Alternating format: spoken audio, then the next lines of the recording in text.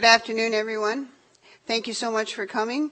A slight change in the agenda. We're going to start with, obviously, our delegation from Sheila McCoy, but we're going to go with protection services, i.e. the police budget, followed by building, and then followed by community services. Before I continue, are there any agenda items? I don't see any. Any disclosure of pecuniary interest from any member of council? Okay, then Sheila, if you'd like to come to the podium and present your delegation. Thank you for coming and you're welcome.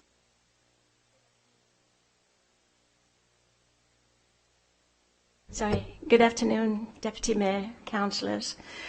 I'm a delegation of one, but speaking for many. As some of you know, I was a member of the recent Cultural Master Plan Committee. It was very obvious to many of us around the table that Cobourg has been and still is very much a recreation and sports town. The local community centre reflects this very well. They have a lovely display, as does the one newspaper per week. Sports groups belong to larger associations, so advertising is readily available to them. Arts and culture groups are all individual, so it is much harder to promote to large audiences. The current Director of Community Services, Dean, seems to lean more towards sports and recreation than the arts and culture. Indeed, his previous and current interests reflect this. Therefore, when a new position for a recreation and culture manager was brought to my attention, I have to concur that this position leans very heavily toward recreation and sports. The town's website covers art and culture by advising us of town facilities, the concert hall at Victoria Hall, the Fire Hall Theatre, and the Art Gallery of Northumberland.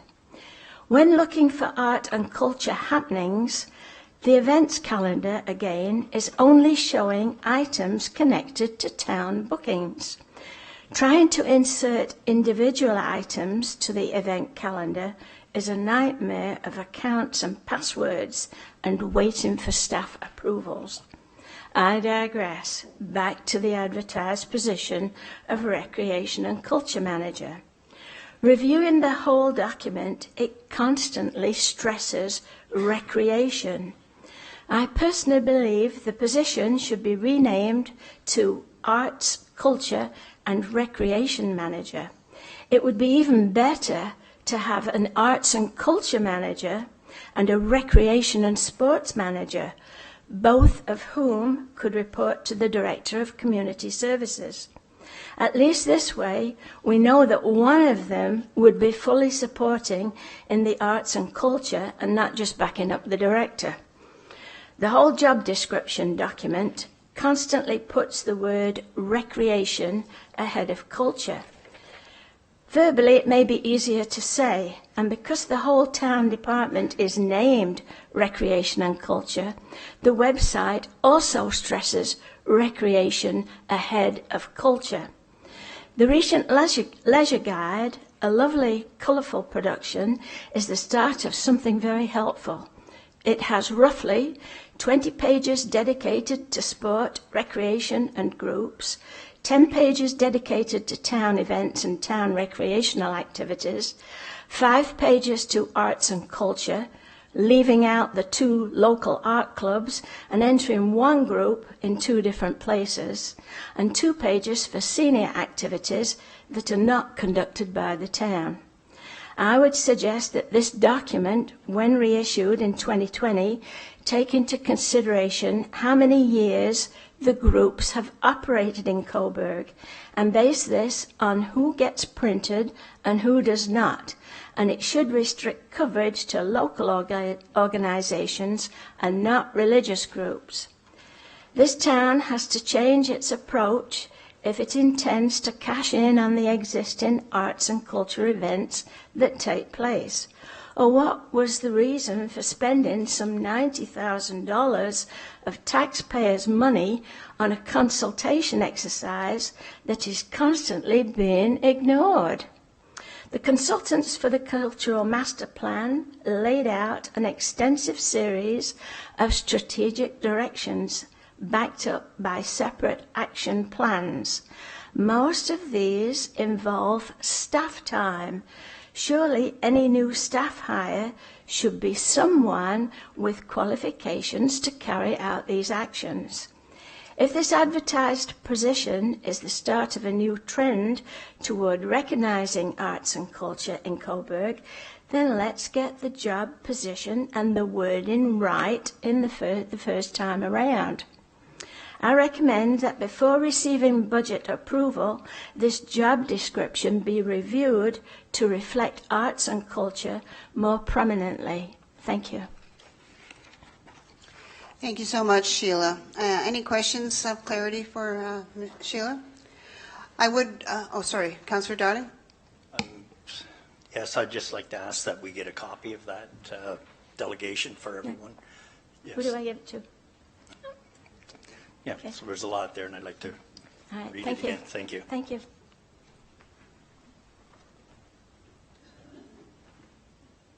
Now we'd like to invite the chief or the chair of the Police Services Board up to present the police budget. Yes? Not right now, because it's part of the budget.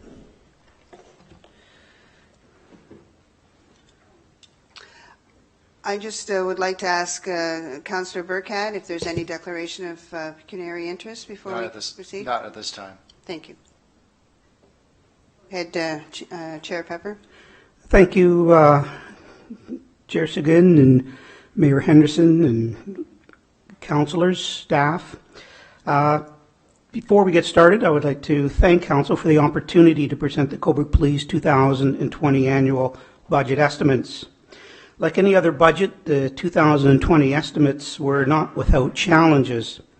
We've had three significant issues that negatively affected the outcome. First, there was a 1.6% arbitration settlement with the Cobourg Police Association. Secondly, our grant from the province was reduced by 40%. And thirdly, we conducted a pay equity study which resulted in a movement of some pay grid upward. With the assistance of the Chief, his staff, and the board members, we have prepared this submission, which is consistent with board philosophies of prudent use of public funds in delivering our core mandate of policing in efficient and effective manners, while staging for innovation in policing and ultimately a safer community. We fully expect our submission today to be positively received, having been developed on the principles of transparency, affordability, sustainability, innovation, and a broader value creation, with keeping in mind the Memorandum of Understanding with the Town of Cobourg for the use of the discretionary funds generated from our Business Service Division. Though the hard work of this group in the Cobourg Police Service allows us to invest in technology and innovation with zero impact on the taxation revenue, ultimately we're able to deliver superior police service for a lesser cost. From our presentation this afternoon, you will see the direction the board has given the Chief and ultimately the service, and we are focused on strong strategic policing enforcement initiatives, leading crime prevention through environmental design, and supporting crime prevention through social development. This is extremely evident by our media releases over the past number of months regarding the drug warrants that have been served in Cobourg. To close off my remarks, I would be remiss if I didn't recognize the hard work by the Cobourg Police Service Board members, Chief Van de Graaf and his staff, and the Acting CEO, Ian Davey, and his staff, the Finance Department, to complete the budget process. I'll now turn it over to Chief Van de Graaf that will take you through the budget numbers. Thank you. Welcome, Chief. Thank you very much, Chair, Madam Deputy Mayor, Your Worship, members of Council. My apologies to the people in the gallery for my back.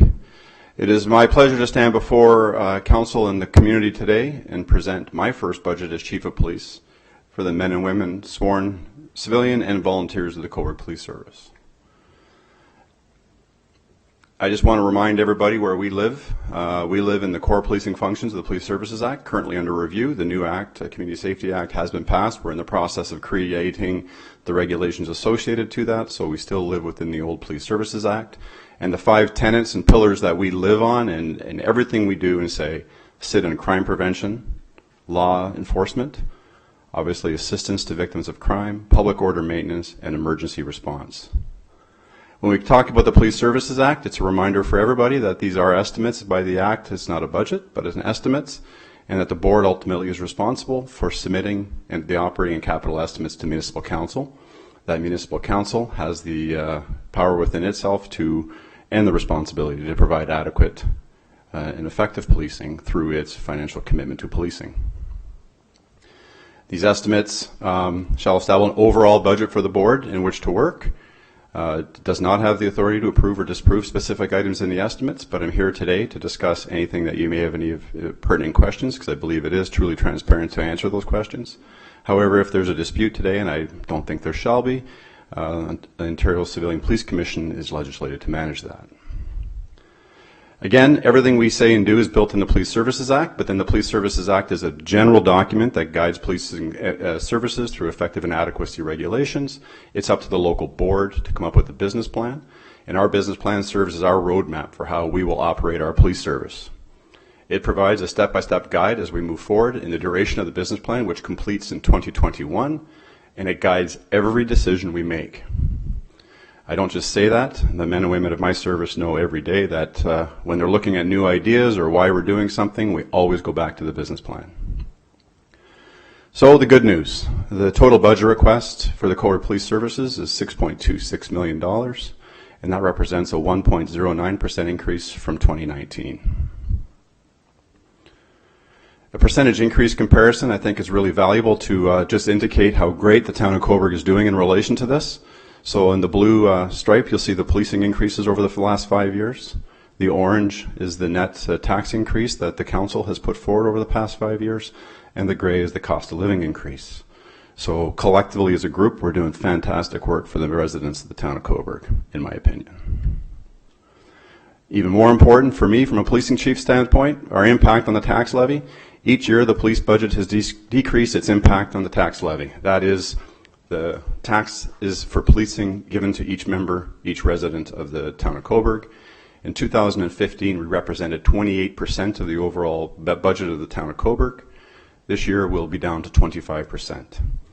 And I said it a zero impact. There is a $25,000 entry on the budget line, so I want to make sure I'm not trying to mislead anybody. But generally, overall, when we start talking about some of the project, there's a zero impact on the tax levy for any capital purchase moving forward. It's important when we talk about our innovation that we look at police comparators across the province of Ontario. These are the percentage increases that other police services or boards have put forward to their council for consideration. I'm not doing this to show off, well, maybe a little bit. What I'm showing this for you today is so that you understand our innovative way we work within the town, the way we work with the town, and the way we work with our corporate services allows us to do everything we did, and credit to the chair for bringing up the pay equity, the arbitrated salary increase, and still come in with a 1.09% budget increase. And this is because of corporate services. Our mission of the corporate services is to provide the incremental non-taxation revenue in support of the mandate of the Cobourg Police Service to provide safer communities through effective evidence-based policing. You'll note that the motto has changed since the last time I was before council, because I live in the evidence of evidence-based policing. Our corporate services gross revenue, you can see the growth from 2012 to projected about just shy of $5 million gross dollars in the end of 2019. So infrastructure, again, referring back to the Police Services Act, the police services and municipalities, every municipality shall provide adequate and effective police services in accordance with its needs and the necessary infrastructure for those police services to operate.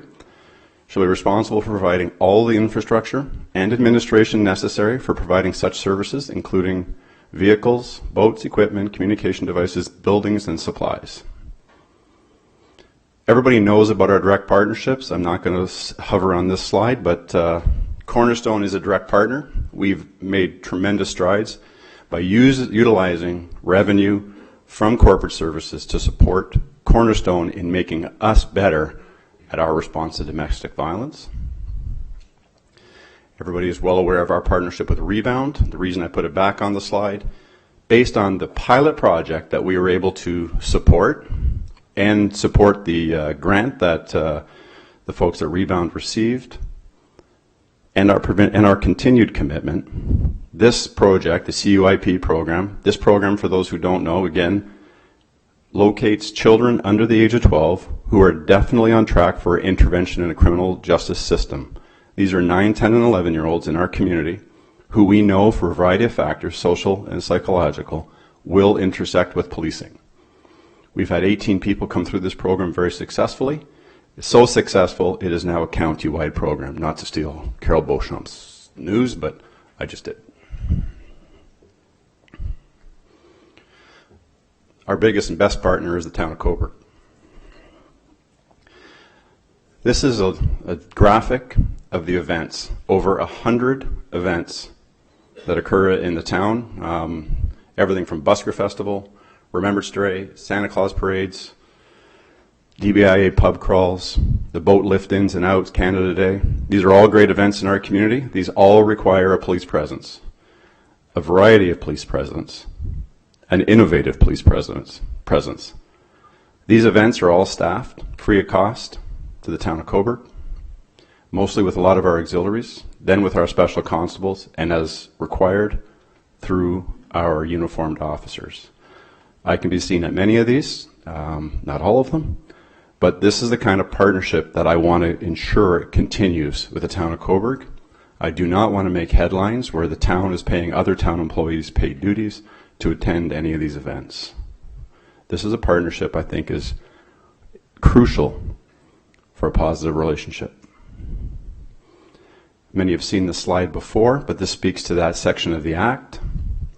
If we looked at the building upgrades for a municipally owned building, we looked at the Venture 13, which was costing the community money. I know it still does cost money, but it's also generating revenue.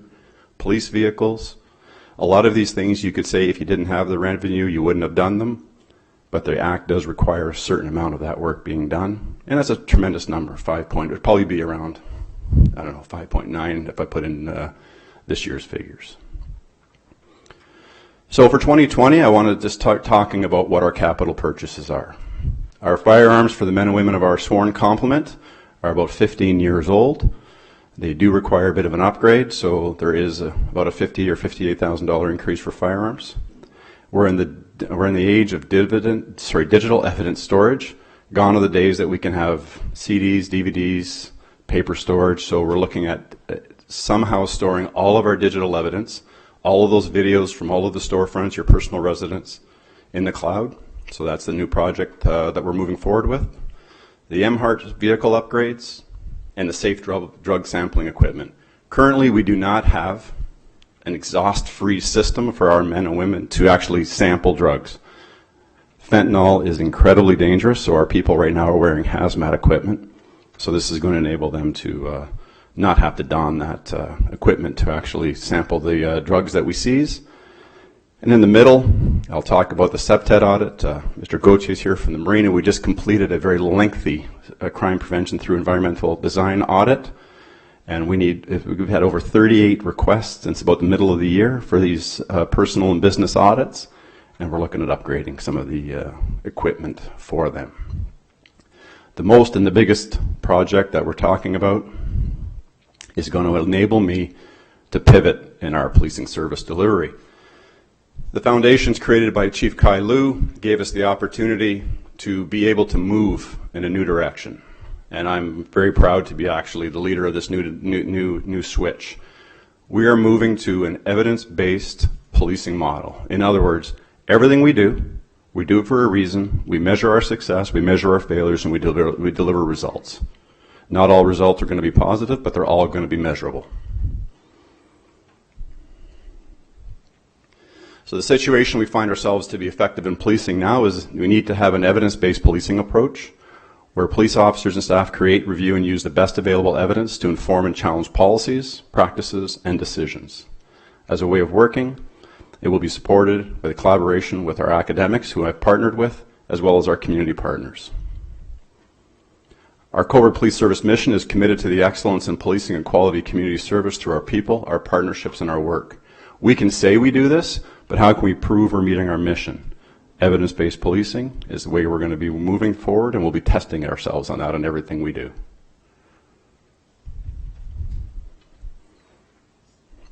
So the execution of this program. This is the crime analytics line in your budget lines, and it is a multitude of processes, but this is the most evident, visible way we're going to look at it.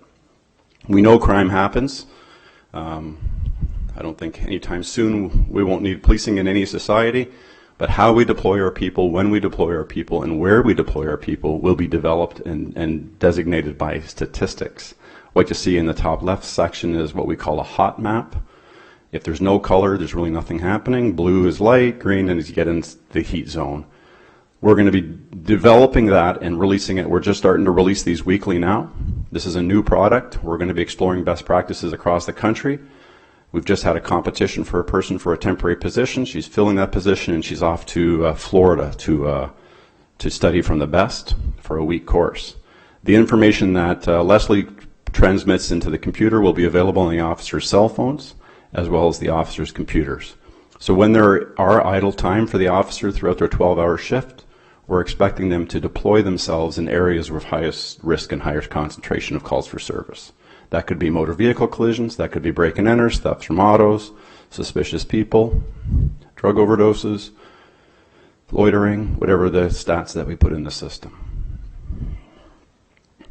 The evidence-based policing model that we're moving forward with will give a very clear picture of the direction we're going, where we have to pivot to be more effective, and how we can more effectively work with our community to make sure that town does remain the safest place we can call it.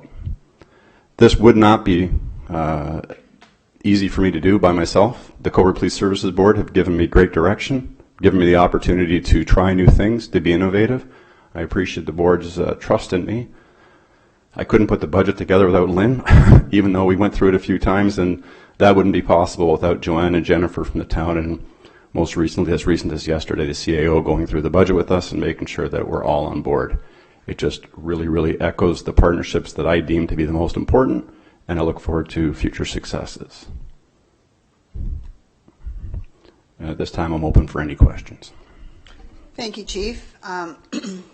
Really appreciate your pivot to evidence-based decision-making, and more than that, measuring results. I think all the people of this town are probably reassured to know that there will be some measurement, and everything you're doing in your police service is based on evidence. So thank you for that. Are there any questions, Councillor Beattie?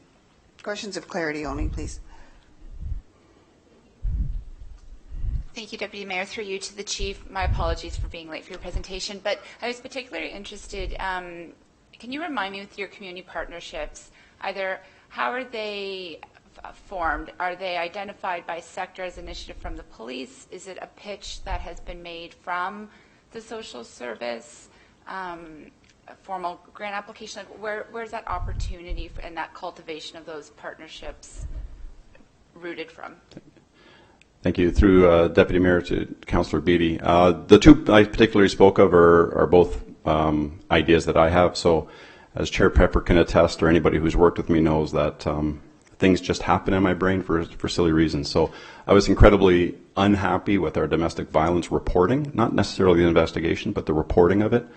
So recognizing we're a small service and we don't have the services or the abilities for a full-time domestic violence coordinator, I reached out to Cornerstone, had a conversation about how this partnership would work, and got some really great, strong people there, and they came up with this idea. We ran it by the Privacy Commission, made them a seconded officer of our program, and now they provide grassroots master's work, kind of evidence based on whether our officers are doing the right thing or the wrong thing. The biggest thing in that particular program was the domestic disturbance, which isn't a domestic violence, and we're able to address issues there, therefore reducing our encounters of domestic violence. The rebound one was me going on an evidence-based policing conference, seeing this program, recognizing my experience in policing, that if we can affect change in those children, 8, 9, and 10, who are destined, and we know them from a policing standpoint, we can say, we're going to be seeing this poor person in a few years. I knew the program would work. Again, I work in a great town that has amazing people. I pitched it to Carol Beauchamp. We funded it through corporate services. We copied the model. We made it Northumberland County or Cobourg specific. We tested it. We set benchmarks. We wrote a grant based on our benchmarks. We received funding for that. We continued the pilot. We're writing another significant grant. I just finished writing the letter of support today. And I suspect it's going to grow countywide, funded almost by the province. So these ideas are very organic. I'm always open to hearing from new ideas and new solutions. Again, we always return to our 4 pillars. To be very selfish, what's in it for me? So police chief, I have better response to domestic violence and I can reduce the amount of youth crime in my community. Those are the kind of partnerships that we're going to attach. Our memorandum of understanding speaks very clearly to innovative policing solutions to enhance our community safety. That's where we sit. I hope I answered your question. Any other questions from members of council? Sorry? I'm not sure what you mean. Sorry, for Councillor Beattie for a declaration of interest. Oh, sorry. You're right. Thank you. Do you have a declaration of interest? Thank you, Mayor. No other questions for the chief? Just want to thank you again for coming in at 1.09. I know from Chair Pepper's comments at the outset that was a challenge. It's been a challenge all through this budget process, and the numbers are big, but thank you for doing what you do for our town. On behalf of the board, thank you very much, and my appreciation to my town counterparts for letting me jump the queue today. I was supposed to be here later, but business calls. Thanks very much. You're the chief. What are we going to say, right?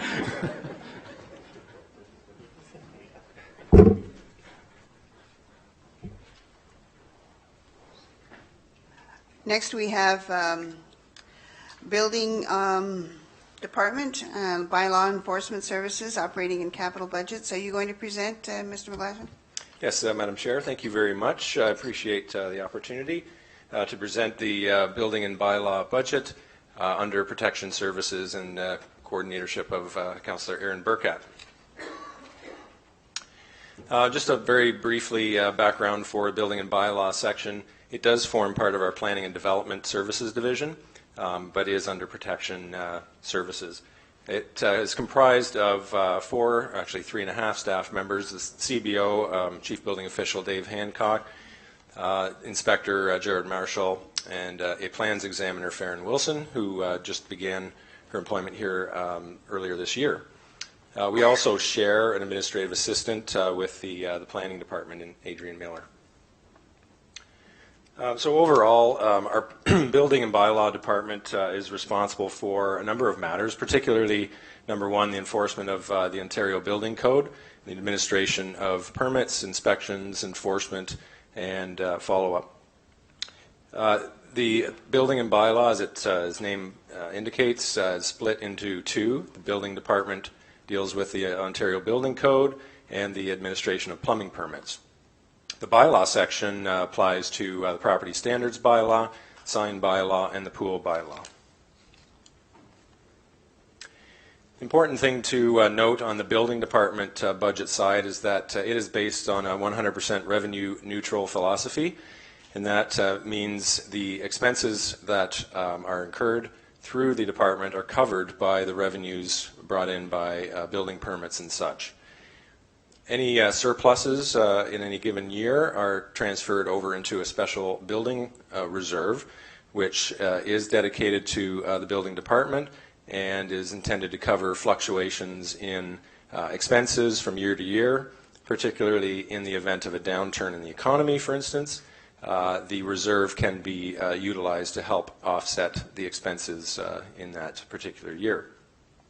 And as I indicated earlier, this particular section deals 100% with the Ontario Building Code enforcement and administration.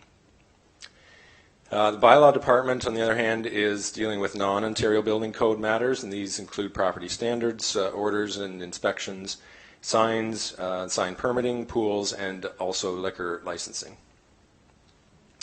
Just some statistics from 2018. There were over 222 building permits issued worth $55 million in construction value. That number included some large projects, including the TVM Legion, the FV Pharma improvements, as well as the Monroe Street affordable housing project. In addition, you see we have had over 164 plumbing permits, 10 pool permits, and 122 sign permits. Year to date in 2019, we're pretty much on pace for 2018 numbers, 217 building permits worth over $30 million in construction value. One note of importance in terms of property standards complaints, we've received a great number of property standards complaints to date in 2019, and 3 of those complaints have involved appeals to the Property Standards Committee, and which has the potential for litigation through the courts. Just to highlight a few things for Council in 2020, due to the additional statutory requirements associated with the enforcement of the building code, we're redistributing 20% of the chief building official's salary from the from the bylaw section over into the building department budgeting. So the salary split would be 70% for building and 30% for bylaw. With respect to with respect to the bylaw section of the budget, we're looking at addition of a shared bylaw enforcement staff member with the clerk's department. 50% of that salary would be attributed to the bylaw budget, and the other 50% through the clerk's department. There would be, of course, a reassessment after a year just to determine whether the allocation is actually correct. And finally, new for 2020 is a replacement of our existing 2 hybrid vehicles. We currently have 2 Toyota Priuses hybrids, and they're approximately 6 to 7 years old, reaching their replacement. And just a note for Council that the funding for these vehicles is taken 100% out of the building department's reserve, which is intended for that purpose. The next slide for Council's viewing just shows the split differential from 2019 to 2020, showing that the chief building official's split of time from building and bylaw, 50-50 in 2019 to 70-30 in 2020. It also identifies the new property standards bylaw officer of 50% as well. With respect to the impact on salaries, it does increase the building department salary by just over $34,000. But of course, as indicated, the building department budget is fully funded through the building department reserve and permit fees. So there's actually no impact on the tax levy. And in actual fact, there is a reduction on impact on the budget.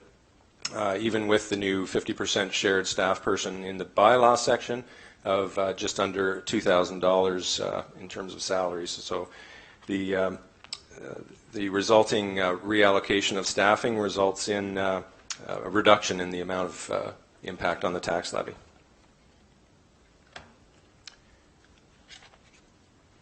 Just to quickly summarize the salaries, wages, and benefits, as indicated, the $34,000, just over $34,000, is added to the building side. That includes the reallocation of the CBO. This is 100% funded through the building reserve. There's also an allocation for some additional training and courses for 2020. One thing that building department will be undertaking next year is provincial ministry training upgrades, as well as professional performance standards as well. In order for certified code inspectors to maintain their designations, they have to meet certain educational and training requirements. So we have added some funds in that line account. With respect to the total building budget, as it has been in previous years, $410,000 in terms of expenses. That is a revenue neutral situation where all permit fees would cover the cost of that budget. Just quickly on the building sheet, I've highlighted that training and courses section to indicate the additional $2,000 in the training and courses budget. And the total budget at the bottom, as shown and indicated, is $410,000. Anticipated revenues will offset that amount. On the bylaw budget side of things, for council, the salaries, wages, and benefits are showing a reduction of just under $2,000. This includes that reallocation of the CBO of 20% to the building department budget, as well as the new shared bylaw enforcement position. And similarly, with respect to training and courses, we've actually reduced the amount as shown on the budget sheets by approximately $1,500. That more accurately reflects the training and courses required for property standards training.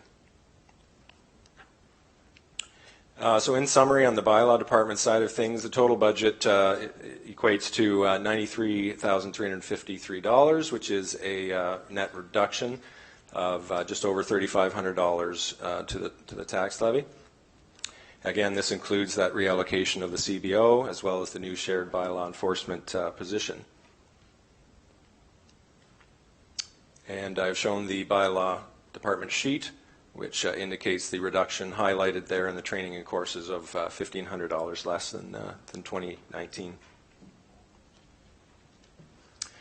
From a capital side of things, we are again looking for the replacement of the two existing hybrid inspection vehicles with two new hybrids, which are more conducive to a construction environment.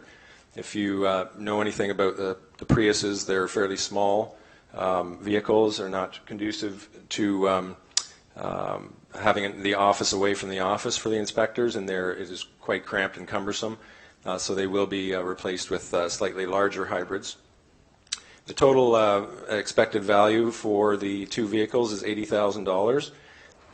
There would be also a trade-in or a transfer amount coming to the budget of approximately $13,000. That would be a net expense of $67,000. This total amount would be 100% funded via the building reserve.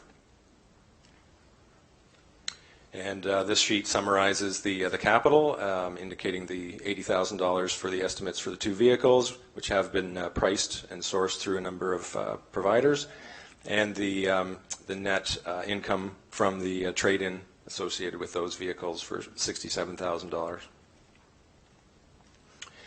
So, Madam Chair, in summary, from a building and bylaw perspective, the total building department budget is estimated to be $410,000, fully revenue neutral, which will be paid for through permit revenues as well as the building reserve.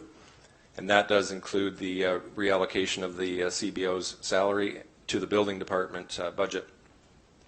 The bylaw department budget total estimate is $93,353, which is a reduction of $3,568, and this also does include the reallocation of the CBO and the new bylaw position. And the capital vehicle replacement, as indicated, is $67,000, which includes the revenue from the vehicle trade-in, as well as fully funded from the building department budget. Just one thing that the slides do not show, Madam Chair, is that the revenue associated with the the bylaw department budget is estimated to be about $19,000, which would bring the bylaw department budget down to approximately $74,000 in total. So negative $22,568. I'd be happy to answer any questions, Madam Chair, that Council may have. Mr. Hancock is also available should there be any additional questions. Thank you, Director McGlashan. It's a pleasure to go through your budgets, as it was with the Planning Department. Everything is not only on budget, but under budget. So I know it's a fairly small department, but very efficiently run. Any questions of clarity from members of Council? Seeing none? Oh, sorry, Councillor Darling. Yes, thank you, Madam Chair. Mr. Gosh, you mentioned the 19,000 revenue stream. Just a brief explanation where that revenue comes from. Absolutely, through you, Madam Chair. The revenue through the Bylaw Department budget comes from pool permits and sign permits, as well as liquor license permits. So that is estimated at approximately $19,000.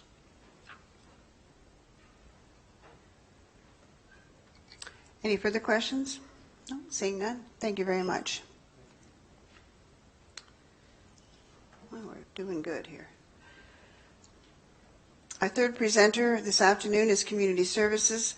They as well have presented a slide deck, but as these are working meetings, I would like to go through the budget line by line, because it is a big budget, and this is our only chance really to work with the director.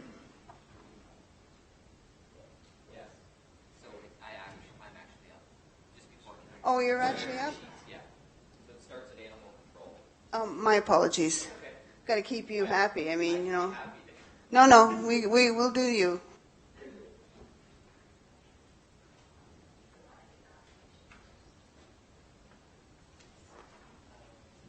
Can you give us a page number that you're going to be working with? I didn't. Deputy Mayor, I think we're starting with the Conservation Authority. Just this first page here, just to show the increase that Council was already aware of, that this was the amount that was requested through the GRCA. So that'd be the first page. Thanks, Director Davey.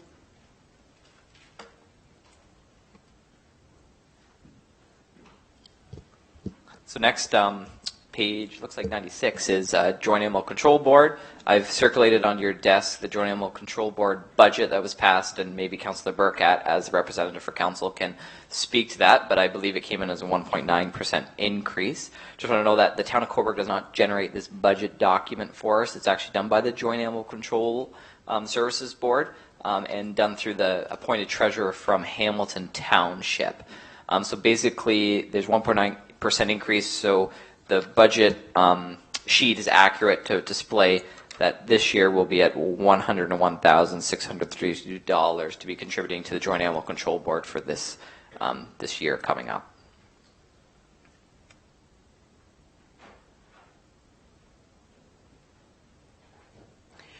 Not much to talk about, but are there any questions for Mr. Larmer? No. Go ahead.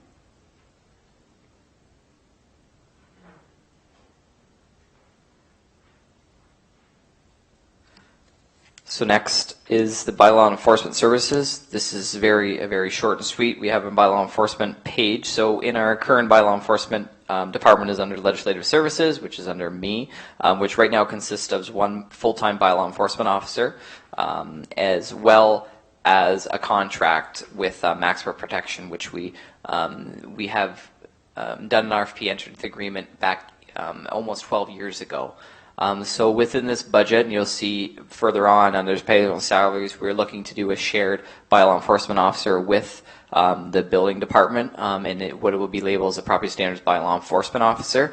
This year alone, the bylaw enforcement services has been innovated with requests for service. We're at about 287 requests for investigations, which is almost a 40% or more increase from previous years. In 2017, I brought to the previous council a revamping or a rediscussion of how bylaw enforcement services should be conducted in the town of Cobourg, and the council that day decided to bring in a full-time officer for a combined officer and contract worker, which was Maximum Protection. Over the years, we've seen people come and go from that contract. Depending on the year, we get different individuals each year. Mostly these are qualified security officers. They're not any bylaw enforcement experience. They're just thrown into a position and, you know, almost a hire of the day, and they start work the next day. We're looking for a little bit more professionalism for our bylaw enforcement services, as well as the innovation and the amount of population we get down at the beach area during the 4 months time. So what we're looking to do is disengage with the contract with Maxima, which we're at the end anyways, and hire summer students for the bylaw enforcement services, which would be from May until the end of August to September. So these would be 3 bylaw enforcement officers, which would be assisting with parking enforcement, as well as parks, bylaw, and waterfront. And the benefit to this would be extending of hours for bylaw enforcement services, so early morning as well as to 9 o'clock at night. So with these positions as well, I've communicated with our counterparts at Loyalist College, Humber, as well as Fleming College, to see if these programs under Justice Studies would be interested in something like this. So we're looking at security and protection college programs, police foundations, law and security, custom borders, and usually these positions are 2 years, and a lot of the times with the competitive nature of the policing and those kinds of programs and getting a career after, this is a good stepping stone for experience, issuing parking tickets, issuing Part 1 offenses, issuing Part 3 offenses, you know, educating the public on enforcement. So that's what we're looking for this year to start a new process. So basically get rid of the contract and have in-house bylaw enforcement officers through students in the summer months. We also will be applying for the summer student grant for the federal government too, which will, I believe, give 50% of the cost for each student. To give you a little way this contract works right now is that we pay $26 an hour for our Maxima officers. That's what the contract's at, and they pay the minimum wage. So we have to make sure we're getting cost for service and make sure we can deliver the same service in-house than we would for contracted. As you will see on the budget page during salaries, there's recoveries as well. So there's not big of adjustment in salaries from that, because what we do is we offset costs from parking enforcement, as well as through the different divisions. So for example, parks, as we control and monitor the waterfront and do parking there as well. I think the important thing to note as well too is right now we have 1 officer full-time, as well as we have 1 Maxima officer.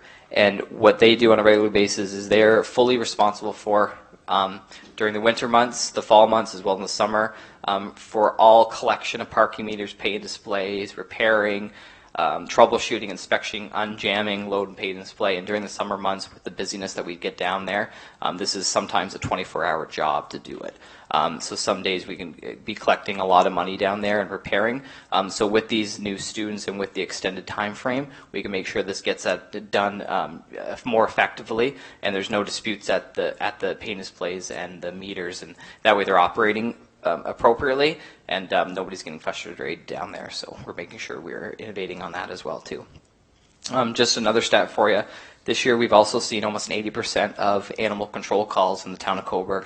So we actually have 2 Part 3 DOLA offenses that have gone to Provincial Offences Court, 14 calls, as well as about, it's unfortunate, about 10 attacks on individuals as well. So we have to make sure that we're doing this effectively too, and bringing another body in to not just help us out, that it can help us out with the animal control part as well. As was reported with Glenn McGlashan through the director, what we have a real hard problem is with property standards as well. We have over 35 inspections, just property standards, and that doesn't include grass and weeds complaints, which we're at 40 for those with this year, as well as unattended property standards complaints. So neighbor disputes, which we still attend, is at almost 25 to 30 as well. So you put that all together, you're creeping up to 70 incidents for property standards as well. So this new job will not only help Dave worry about a lot of the building atmospheres and some of the larger structural property standards matters. This individual can do a lot of the attending the scenes for these grass and weeds and some of the minor property standards and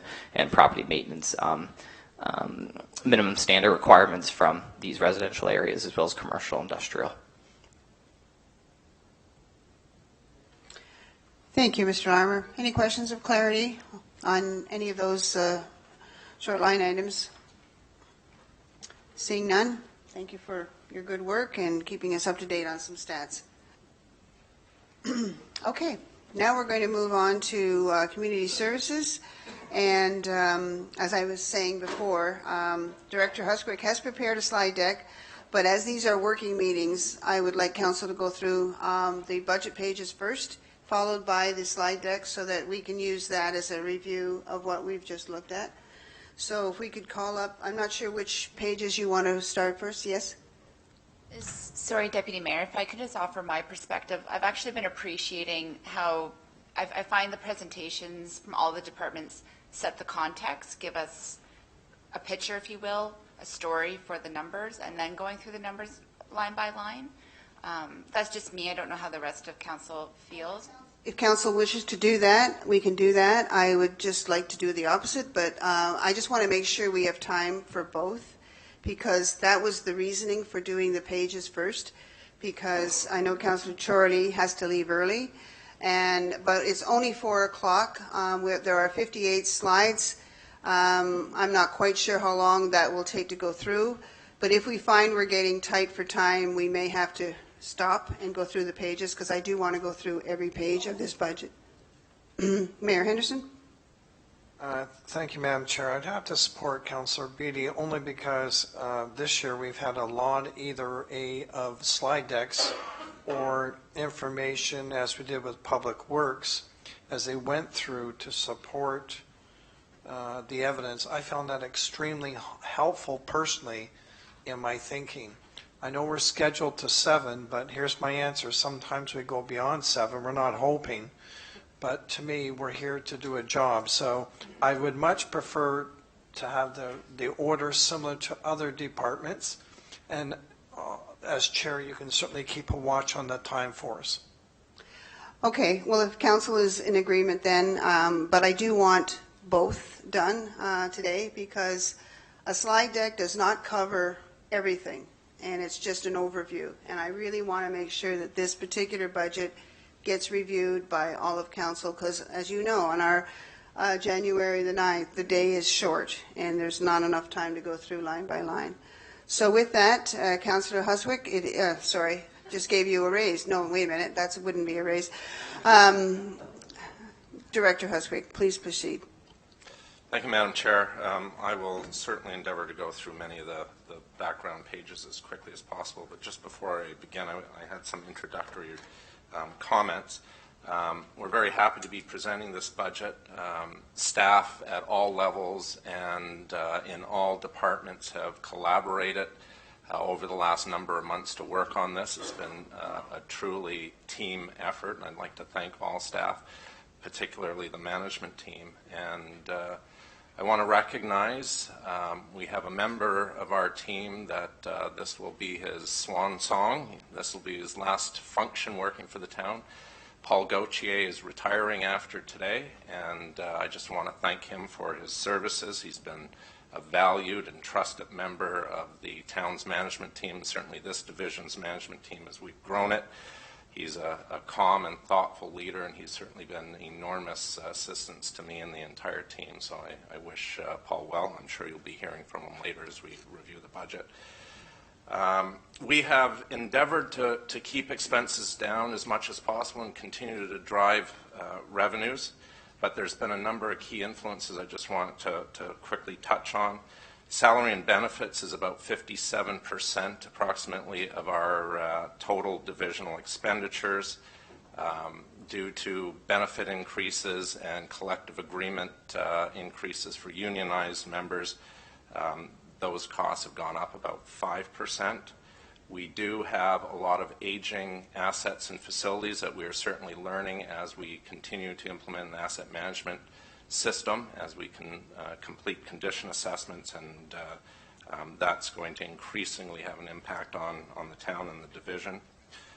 We increase the number of parks as developments evolve, and those have direct impacts on expenditures.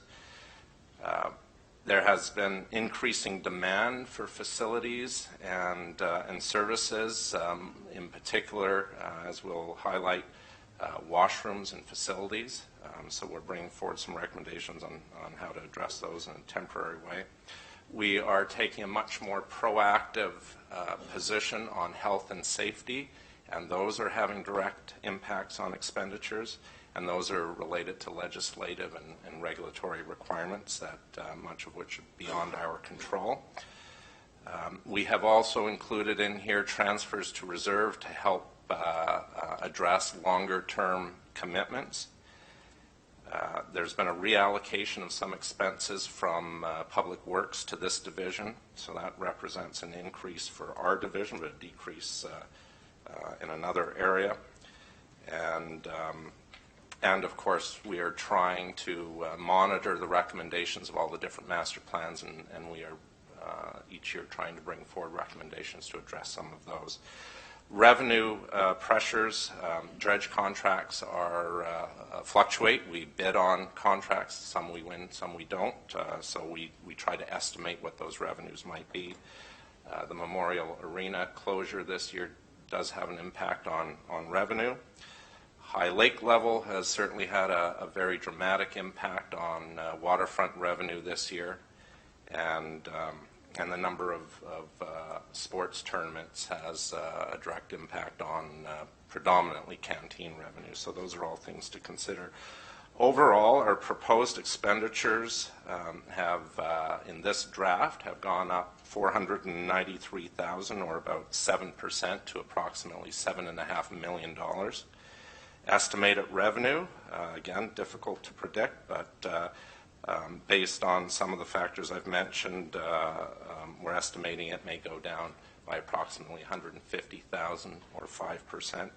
So the net proposed increase is about $643,000 total. Now, I do want to stress, however, that we have included many initiatives in here to address concerns raised by members of the public, specific members of council, as well as council direction overall. Those are included for your consideration, and we are certainly looking forward to getting your feedback and comments. Not all of them are necessary. Some of them can be scaled back, some of them could be deferred, but they are included for your deliberation and consideration. So now I'll quickly walk through the slide deck. I'll try to skip through much of it because council members and people at home can read through it, but I think the mandate of this division is certainly trying to focus on quality programs and services, both for residents and for visitors, and creating a real destination of choice in this province. We have listed on the next page a number of special projects that I mentioned are driving many recommendations, and many of them are long-term. Recently, we've completed some new ones with the waterfront plan, the urban forestry master plan, and the cultural master plan. So these are helping us focus on long-term strategic planning and are very valuable. Next slide. The division is very complex and involves many different programs and services. It's a large division, as I mentioned, with a lot of expenditures, but also a lot of revenue. I won't go through all of this, but you can see the complexity of the division from the different departments and their activities. Now, the Parks Department is obviously a very critical department. Jason Johns, the manager, is here and will be available to fill in some gaps if we have them. We have now 33 parks. We have an important focus on urban forestry. We have a greenhouse that is the foundation of providing a lot of the plants and flowers that you see throughout the community. And Parks also plays a very valuable role in supporting all of the community events and festivals. Some of the key achievements in this year, continuation of maintaining the Blue Flag Beach. I also have to really commend the Parks Department that has worked tirelessly throughout the summer with the high lake levels, building a berm and trying to protect the beach as much as possible. We continue to dump sand through the dredging on it to build it up each year. We've been doing that, I think, 3 years in a row now, or at least 2 years, I can't recall. Years are going too fast. But Parks staff put in an enormous effort and ensured that we had a beach most weekends, even with the high water. I think most people probably underestimate how much effort goes into the spring cleanup and preparation of all of our flower beds and parks, and even though it's not a specific achievement, it is overall one of the most important activities of this division, and is the most visible in many ways to both residents and visitors. And Parks provided support to the recreation and culture, more the culture side, as well as Public Works on designing and creating the new Cobourg Afghanistan Memorial. Now, some of the key challenges for the department, as I mentioned earlier, we continue to add new parks. That has maintenance implications. The washroom facilities I mentioned, ongoing challenge. We don't have enough washrooms for the busy weekends down at the waterfront. Equipment and vehicles are aging, as is other infrastructure. Increasing number of events requires increasing support. The Parks Department also does a great deal of snow removal, and the prohibition on the use of pesticides and for cosmetic purposes does have a direct correlation on manual work. So in terms of, just to give you a highlight, in terms of the 2019 capital projects, as you know, we replaced the Donegan Park fence project with improvements or additional acquisition of parts for the sports lighting fixtures. That will be within budget. It's not yet complete, but it will be soon. Playground equipment, again, is still in progress and will be completed shortly, and that'll be within budget. Cooey Park development, this is, we had a master plan for the new park developed a few years ago. We've continued to put some funds in the budget. This year we expect to actually do a lot of the grading, but we're in discussions with the GRCA over the floodplain and the grading plan, and that unfortunately is just delayed us a little bit, so we'll be asking to move that into 2020, but that project is certainly proceeding. And tennis court improvements at Peter Delante Park will also be within budget and completed soon. Now, moving into the proposed 2020 budget, I can start, this is where we could probably go through the individual pages, but I am going to just focus on the more significant ones, and we can easily come back. Not a lot of changes in revenue, but on 170, we are proposing to increase the park's maintenance contracts. We don't have enough staff to do all of the work with all of the parks and flower beds throughout the community, so we do have to contract some of that work out. This is an increase really, I believe, to reflect actual expenditures each year. It's, I may be corrected, but I believe that's really not an increase in overall workload. It's just reflecting the actual work that's required. Portable toilets. Again, this is perhaps one of the most direct correlation to customer needs. The busy weekends at the waterfront have extremely long lineups, particularly the women's. I'm not sure how most people cope with the lineups the way they are. We've been asked to come up with some solutions on addressing that, and this would allow for rentals, and there are various options. It could be porta potties, but we have also been looking at other manufactured temporary type washrooms, like converted cargo containers. I've seen some of those on the East Coast in popular tourist communities. So there's we have one set of estimates. We will obviously have to go through procurement and get others, but we could have a significant impact on the waterfront this coming year for a budget of about $30,000. Jubilee Park, apologize for the spelling error. This is, that's deteriorating. This is simply repairs and painting of the kiosk. And then proposal to, from the Ecology Garden to expand the pathway and install some improvements. And continuing on, sorry, that's 170. I'm not sure we can go through those pages if there's any questions, or I can just finish with the presentation and go back, finish. Okay. Yeah, why don't you go through and then we can go back if anyone has any questions. Okay. All right, next page, slide 9. Emerald ash. This has sort of fluctuated over the last few years. I think the most significant problem was back in 2015. Staff are predicting that it's going to be another significant year in 2020, and that's the request for increasing this, doubling this, and this is actually the amount that the budget was in 2015 to address the problems then. Moving on to the next slide, Centennial Pool.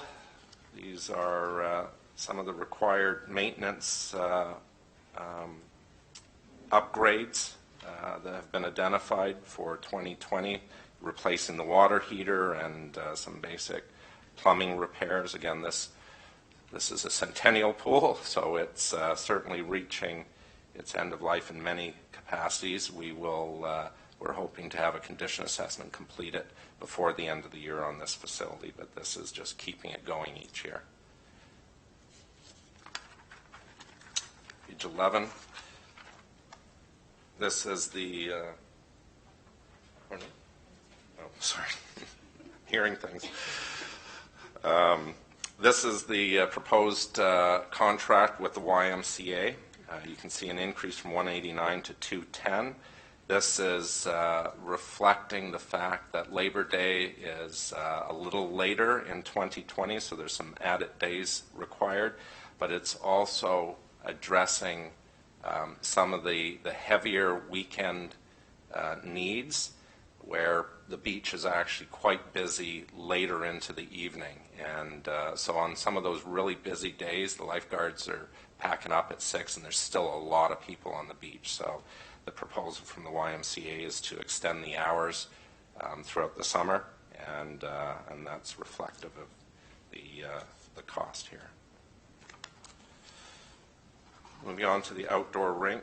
Again, this is another facility that, even though it's not that old, there's a lot of working parts in these types of refrigeration systems, and we have to address them, otherwise the facility won't work. So you can see that we had some upgrades that had to be, and repairs that had to be done this year. So even though our budget was only $2,500, we actually spent almost $7,500, and those were essential costs. Some of that was also health and safety related to alarm monitoring improvements. So we're proposing $6,000 next year, and that's for maintaining the refrigeration plant, I believe addressing the compressor to ensure that that's maintained adequately. This is an item that comes up every few years. I think it was 2 or 3 years ago that we replaced the butterfly wings around the outdoor park. It's just a fact of nature with the winds and the sun. Again, they are all ripped and need replacement, so we've included $10,000 for replacing all of those. Moving along, page 13, Legion Fields. So most of our facilities have already had automatic locking doors installed, just like the transit shelter. This is one of the few facilities that's remaining.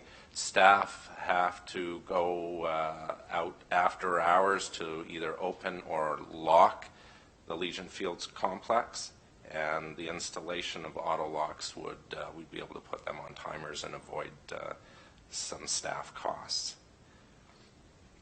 The canteen equipment, this is a proposal of replacing the aging grills of $4,000.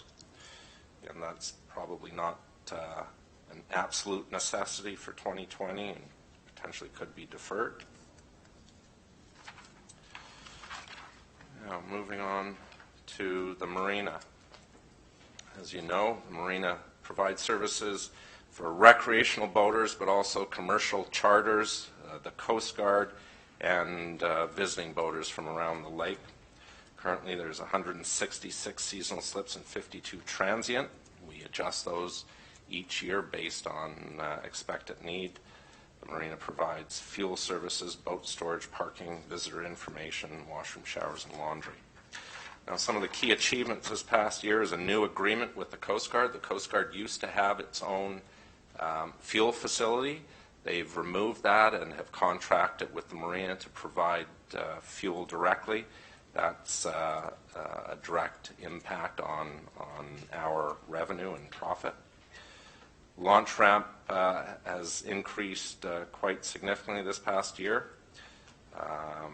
Charter boats, increase in number of charter boats this past year, so that's providing new services for both residents as well as visitors.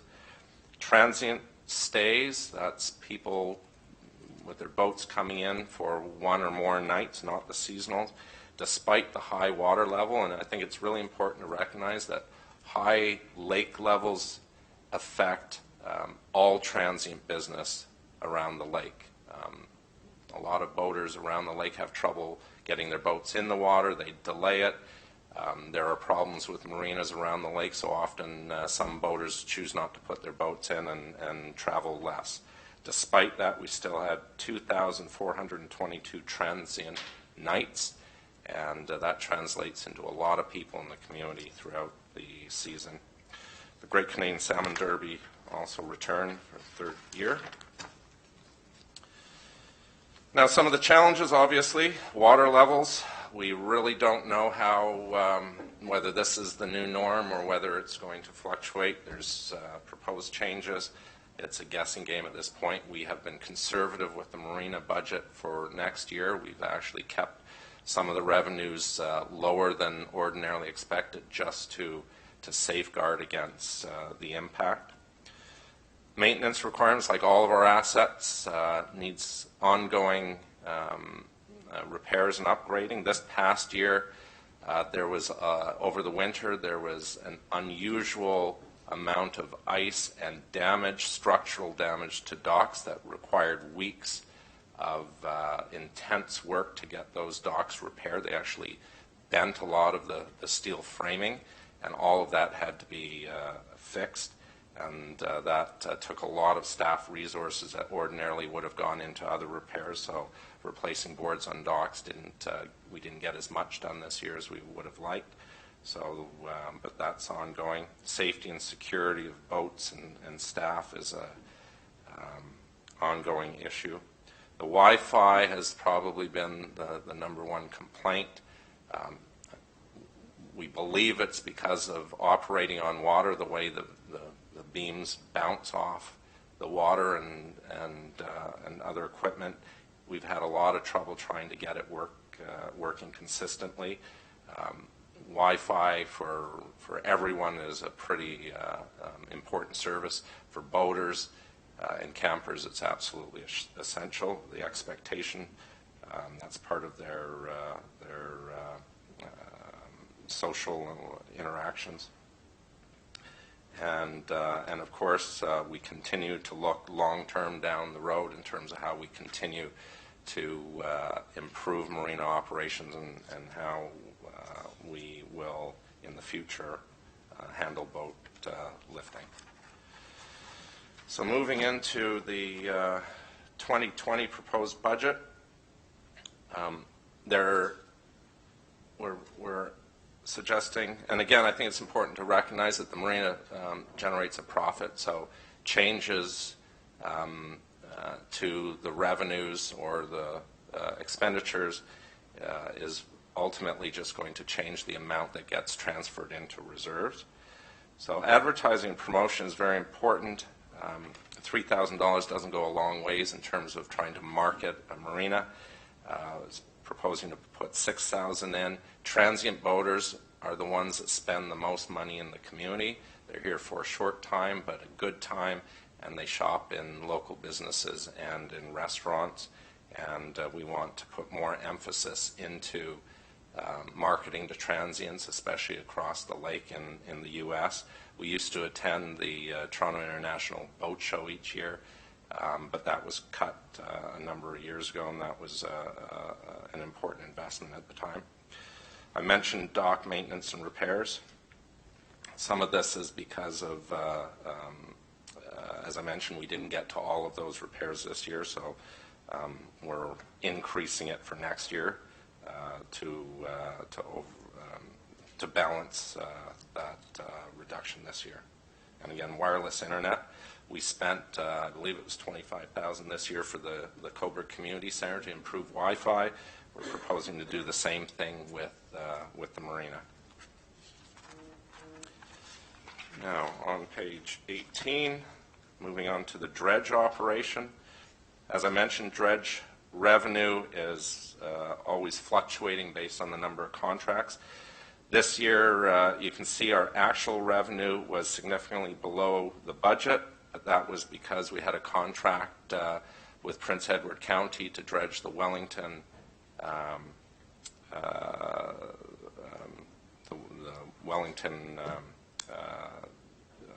marina there, and the difficulty was that Prince Edward County's permit actually expired shortly after we got the operation up and running, and that wasn't our mistake. That was we weren't informed that their permit was ending shortly after we were starting up. So we're in discussions with them to complete that hopefully in 2020.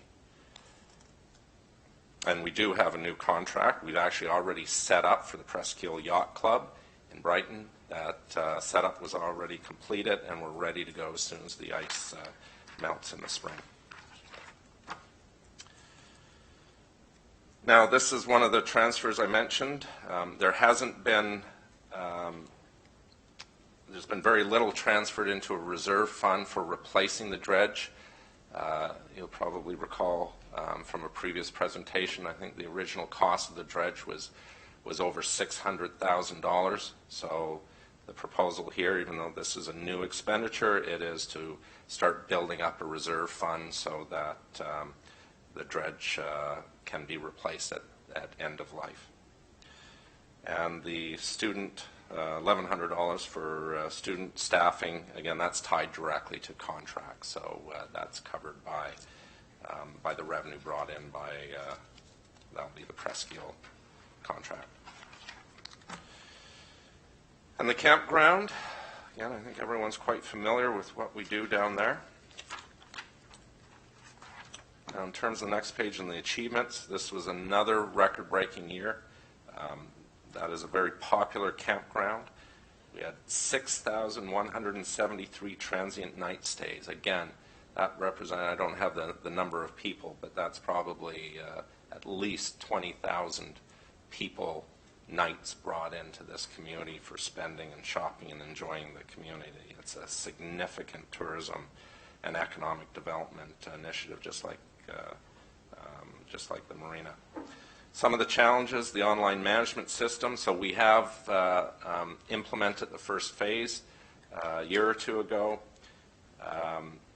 So people can submit their requests online, but unfortunately we haven't implemented the next phase.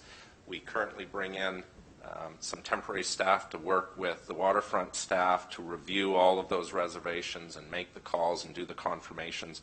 It's taking 3 to 4 weeks of full-time work to do that. And as you know from the waterfront work, the infrastructure and services are reaching their life cycle end as well. Therefore, on the next page, what we're proposing is a modest advertising budget of $1,500, and I'm sure you all recognize that's not going to go very far, but there hasn't been a great focus on advertising for the campground in the past because it's been successful. However, there's still a lot of capacity, especially in the shoulder seasons, and a lot of campgrounds around the province are converting to seasonals because the owners find that that's a more stable income. So transient campers are finding it more and more difficult in order to find places as they move around. So I think we believe that there's still an opportunity to significantly increase business, but we need to get the word out, and the only way of doing that is marketing. So in order to implement the next phase of the online booking system, we've included $25,000. And most of the profits historically from the campground have actually been transferred into general revenue for the town to help offset the tax base, or tax increases. We're proposing this year that we start building up the campground reserve in order to start paying for many of the improvements that are going to be coming through the work that we do over the next year with engineering on the waterfront plan. Next item, which is actually in the parks budget, but it's included in the section related to this department, is the beach washrooms. $8,000 for painting them next year, simply keeping them looking nice. And moving on to the next one. So as you know, over the last 2 or 3 years, we've been trying to separate all the business units in the waterfront for more transparency and to better reflect expenditures and revenue and where the money should be coming from. So dredge is a separate unit. Marina is, as is harbor. Harbor represents about 73% of the total space of the harbor. The other 27% split between the marina and the Coast Guard. The harbor is a shelter for boaters. It's an important shelter, especially in inclement weather. The Coast Guard, we need to maintain the harbor because of the Coast Guard, which is an important search and rescue facility on this part of the lake. The boat launch receives about 1,000 launches, uses each year. And of course, the Yacht Club, the Dragon Boat Canoe Club, and Survivor Thrivers, and as well as individual paddlers and bird watchers all use the harbor. Some of the challenges is we don't have a lot of defined pathways. We're not controlling pedestrian cycling traffic very well. They are health and safety. Those are the types of recommendations in the waterfront plan that would help to address that. And of course, the most significant finding this year is the completion of the condition assessments that have identified millions of dollars in important repairs to the permanent breakwaters and seawalls of the harbor. So on the next page, you can see the recommended additions. This is now facilities maintenance. We've actually taken 2 different accounts and we're combining it into one. So this is really just reflecting the actuals between the two. So it's not really an increase of $12,000. It's merging 2 into the facilities maintenance. And other equipment purchases, you can see a very minor increase there, and that's really just to reflect actuals as well. Now, moving into capital projects. I think I skipped the parks capital projects. We didn't put that in. Is that coming up? Well, I think I missed that at the beginning because we didn't include all the capital projects. Oh, sorry, this is 2019. Yeah, but we didn't go through the capital projects earlier for parks because there were so many of them. We figured we could go through the actual pages when it comes time to that. So for this year, 2019 capital projects, the roof repairs for the administration building have been completed, came in under budget. The workboat was also, the new motor was also installed and completed under budget.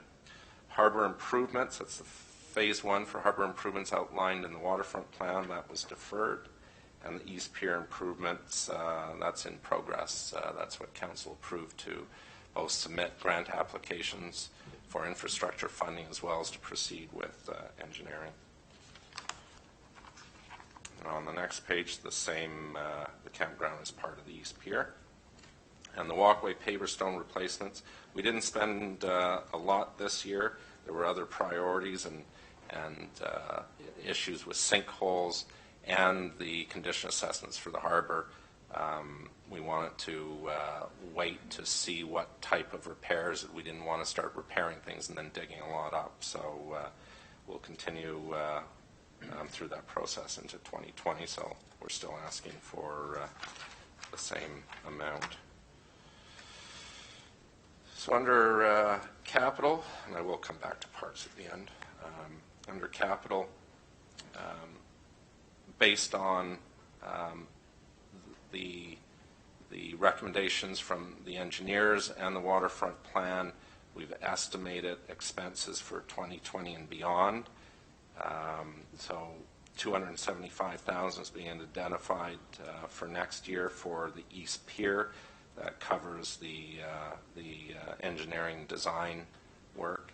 The same for the campground, and all of those breakdowns, multi-year breakdowns of all those expenses, were also outlined in the capital grant applications with the federal and provincial government. The waterfront plan, the harbor improvements, that's again just bringing forward the same project as last year that was deferred. It deals with the same process that we would be doing with both the East Pier and the campground, identifying and designing and costing all the pathways, the reconfiguration of storage compounds, parking, boat lifting for both motorboats as well as an accessible dock. So that's looking at the whole West Harbor there, designing it all together, identifying the actual cost estimates, and that would inform the next round of budget deliberations. The next page, paver stone walkway, is just the regular amount that we include each year. Marina security gates, we're one of the few marinas that don't have some controlled access onto docks. Most of them do. We're getting an increasing number of complaints. We've had people actually breaking into boats and sleeping on boats, with customers being shocked in the morning. So the recommendation, this has been in the budget, I think, probably the last 2 years, and it's been deferred. At some point, we're going to need to deal with that. And we've included $200,000 for engineering for the seawalls and breakwater repairs. Next page, Council had asked us to do a review of the electrical system of the harbor and to identify improvements and enhancements. The main part of this is to address to relocate the power lines and junction boxes above the high water mark at the harbor, and this is the estimated cost in order to address that. There was a number of other, council has been shared, has been provided that report. There was a number of other upgrades included in that, but we would be looking at doing that in future years. Now, moving along to the Cobourg Community Center. I won't go through a lot of detail. I think everyone's pretty familiar with this. Just recognizing that the memorial has not been operational this fall, based on council direction to decommission it.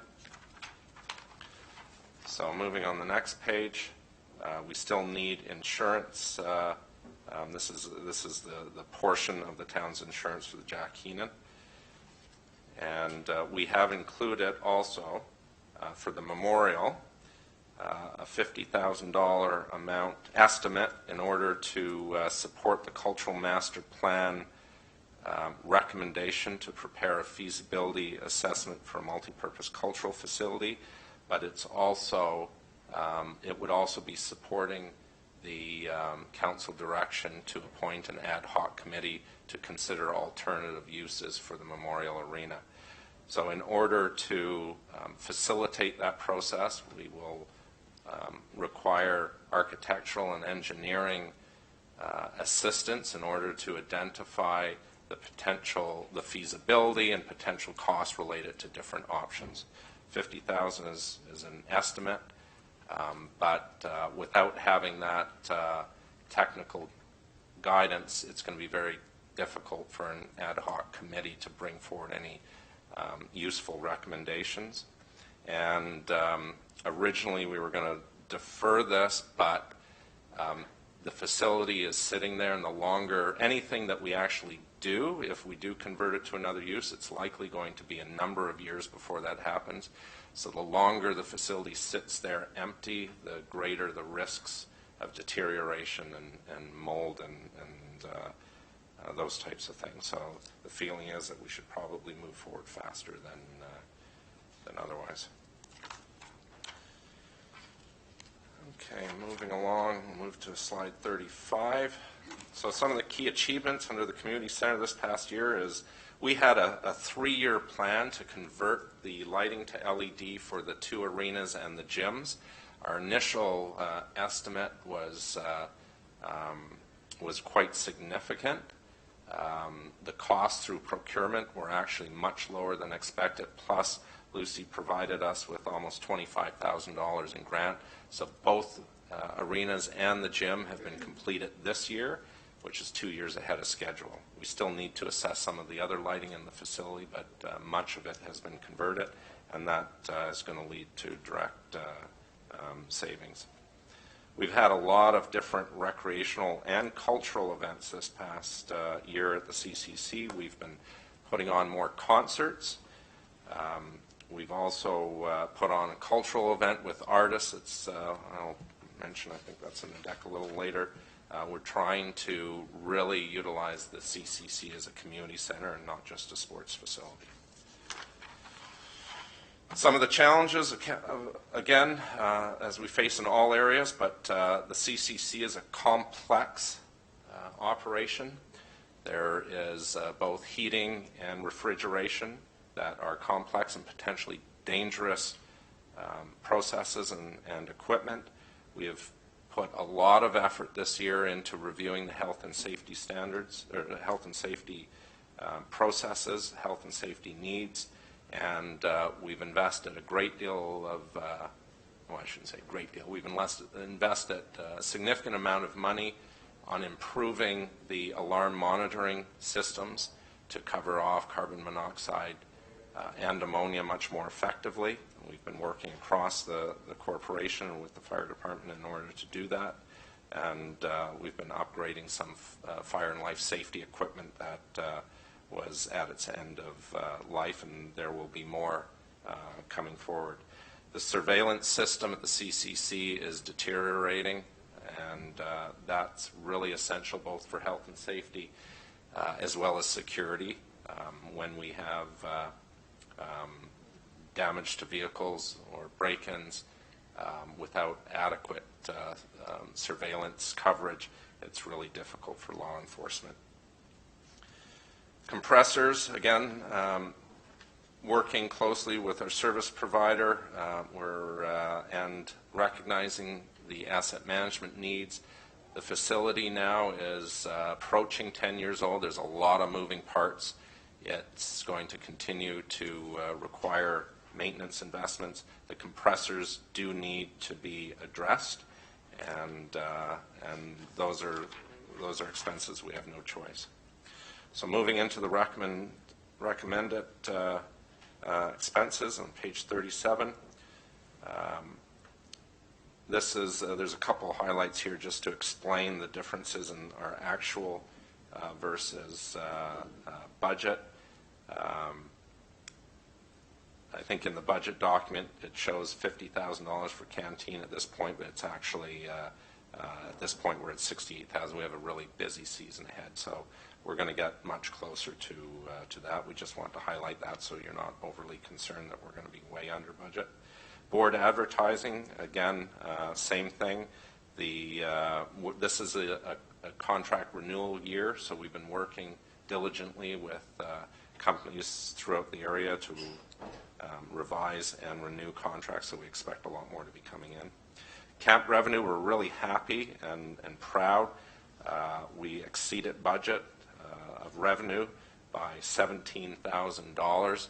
It was a very successful camp this year. We're really proud of that, so we're expecting that we'll be able to continue to keep those numbers up, and that provides a valuable service to parents in the community. So then, just highlighting some of the other changes, camp supplies is a direct correlation to the increased use and increased revenue, so those expenses are offset. Training courses, this relates back to health and safety. We have, as we are reviewing all of the divisions, policies and procedures, we are putting a great deal of emphasis on health and safety and required training. We're looking at all positions and the type of training that is required for those types of positions in order to ensure that we have well-trained staff, especially working in a challenging and potentially dangerous facility. So we are spending money on mandatory training, and we need to continue doing that. So we're creating a whole new expectation level of health and safety training. Building maintenance contracts, again, a slight increase. We actually updated it on the screen. That was an error in terms of the ammonia and CO. That I believe is just to address ongoing maintenance issues with an aging facility. Fire alarm replacement. This is relating to the fire panel in the facility that is outdated and needs to be replaced. The canteen, we're proposing $11,000 in improvements. One of the challenges that we have is we don't have a point of sale system that allows us to track sales much more effectively like most businesses.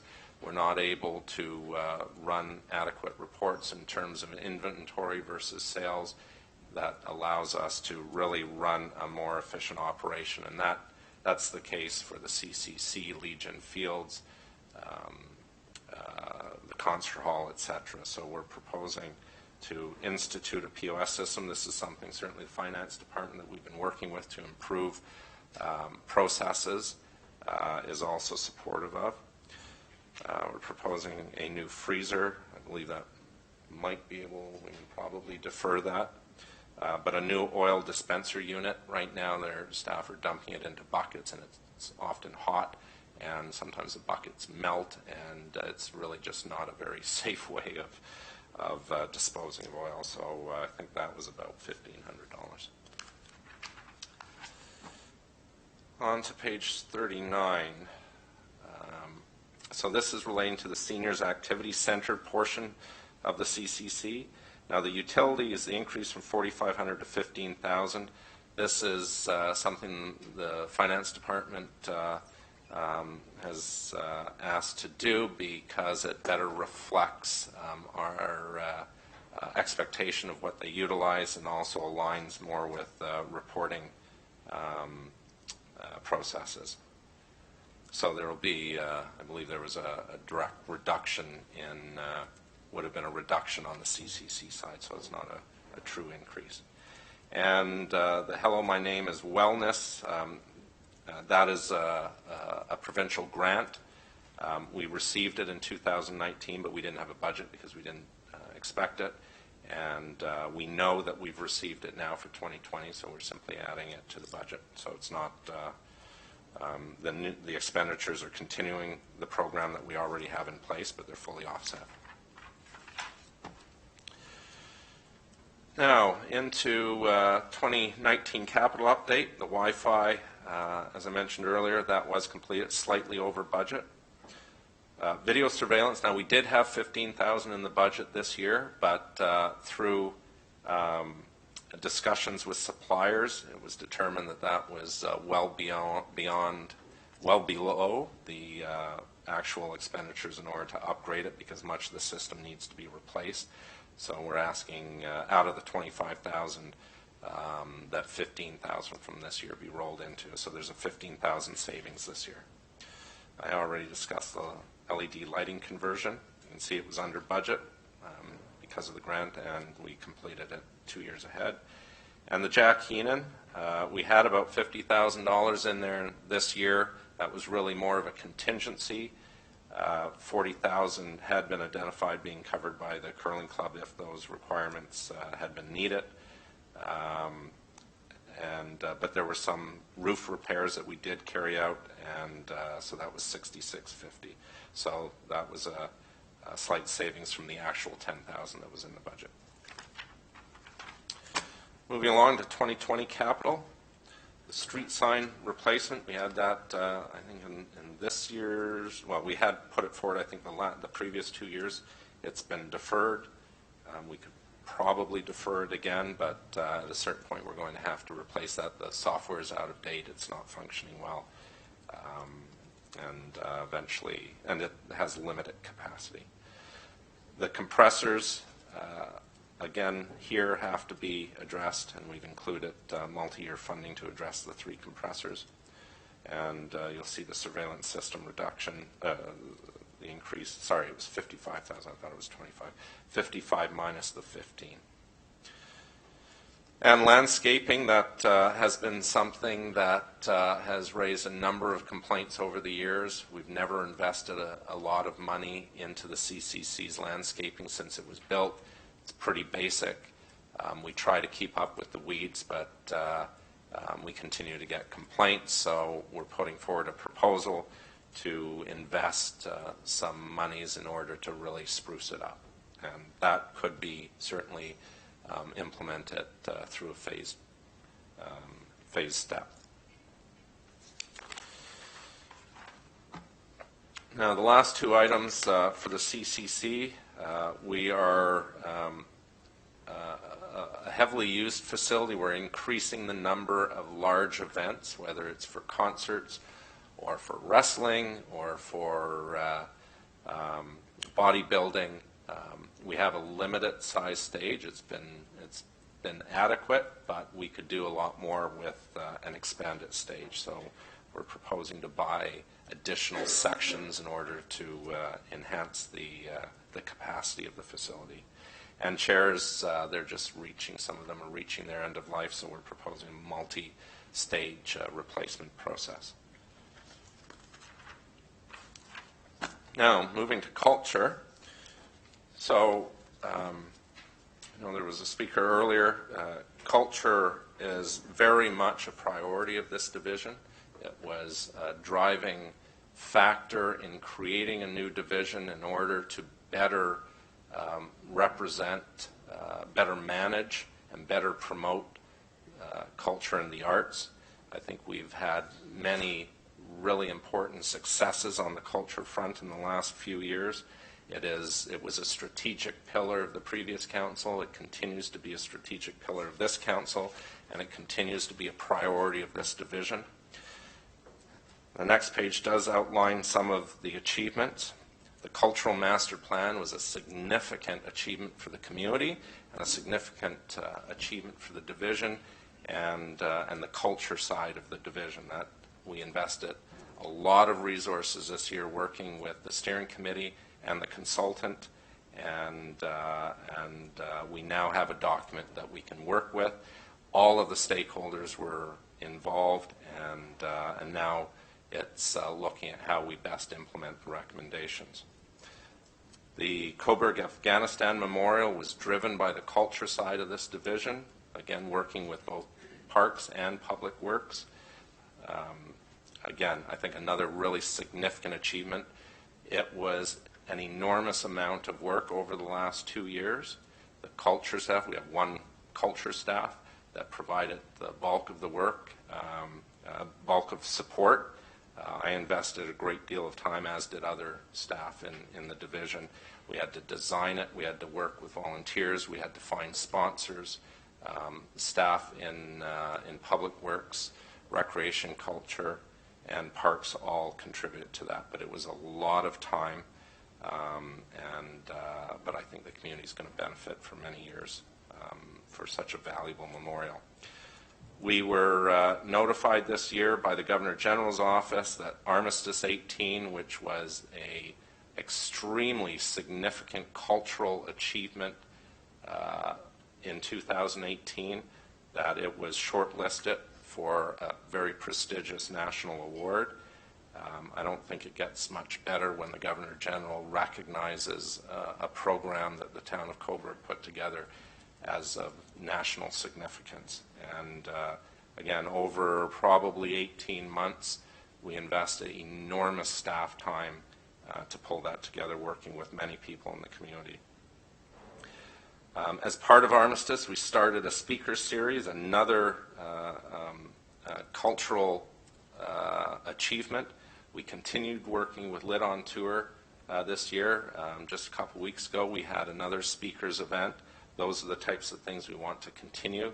And again, that is part of the arts and culture portfolio. The box office, we've rebranded it. Rather than focusing just on the concert hall, we have a box office that is a service for all community groups. And we've created a new newsletter that we have 3,300 people signed up. So we're now able to communicate directly with those people on cultural activities as well as recreation.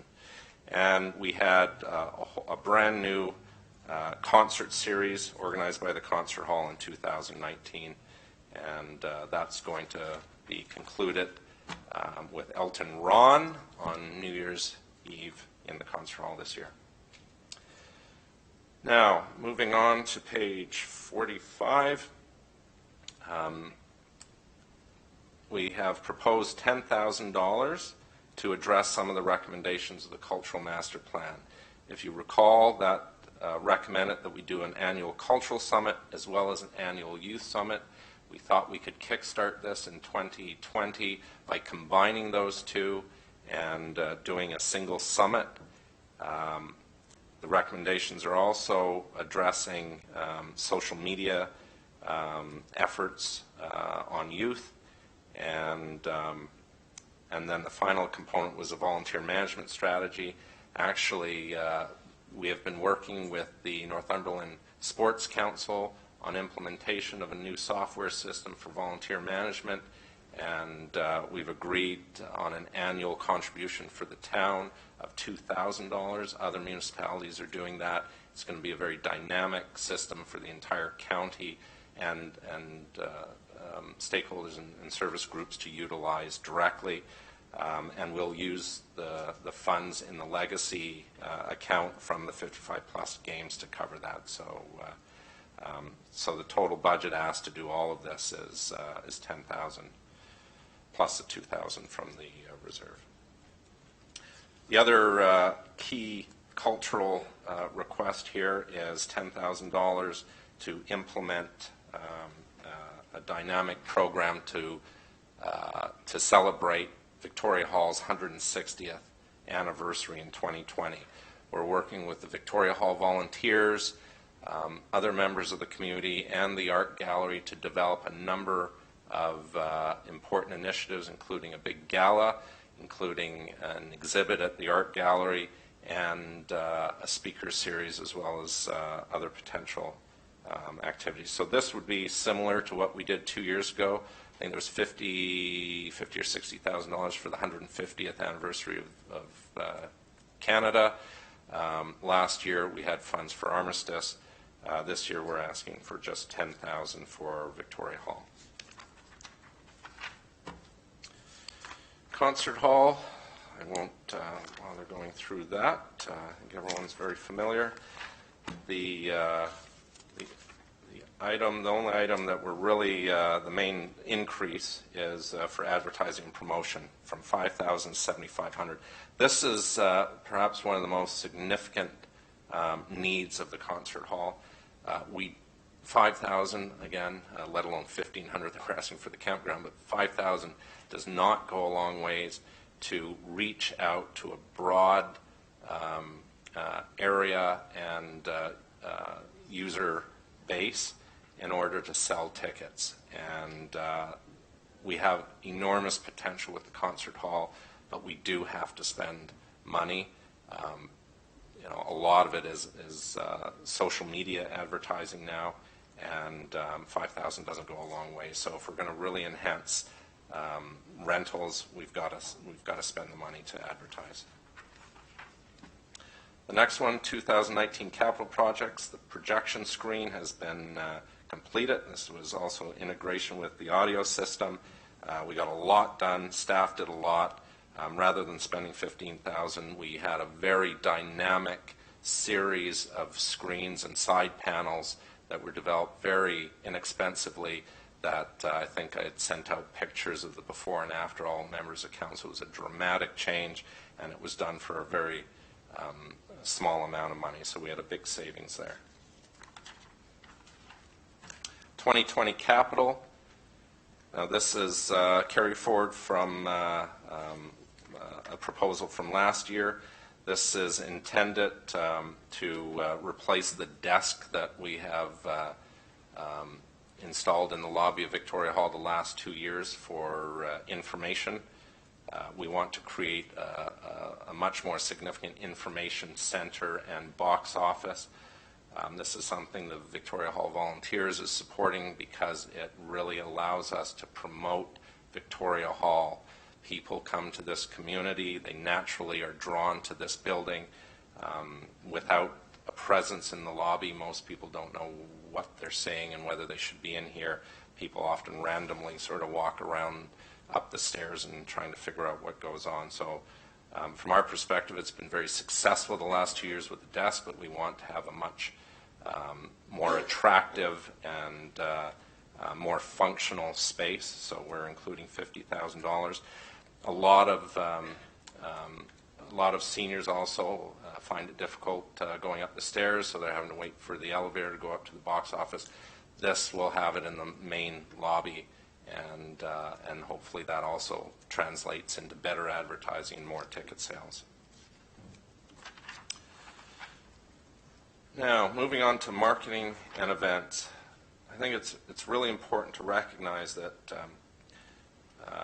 tourism is a $34 billion sector in this province. It's massive. The provincial government draws $5 billion in direct tax revenues from tourism. It is one of the fastest growing sectors internationally. It's what most governments, those that have things to pitch, are certainly trying to pitch. There's enormous opportunity and direct and indirect benefits from tourism. Now, the Marketing and Events Department, as part of our ongoing organizational refinement of this division, this was a new department that was created this year by merging staff. And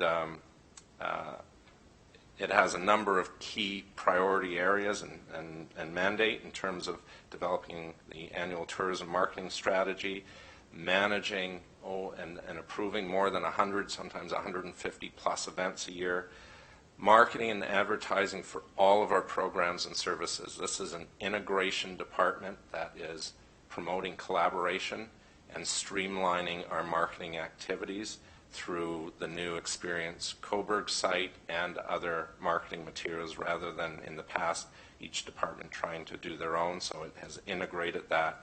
It's really working well from a collaboration perspective.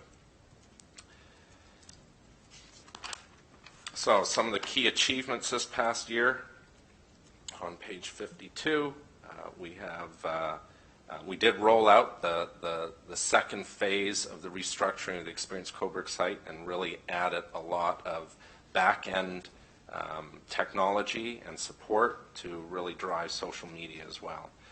I think I've mentioned the new database. We have a new e-newsletter that goes out to that database. The leisure guide, which we recently distributed, another big achievement, and that did focus considerably on the arts. That was highlighting both municipal as well as private programs and services for people's leisure activities. A really, I think, positive achievement this year was the ambassadors working with the Marie Dressler Foundation and the Cobourg Museum Foundation to have an integrated tour based at Victoria Hall. Once the tour of Vic Hall was completed, the ambassadors actually walked them over to the museum, and then from there over to Marie Dressler. So that's another step, and I think another achievement on the culture side in terms of being able to better promote our local cultural assets and work together. I had mentioned previously about an artist gala at the CCC. That was a significant artistic and cultural activity.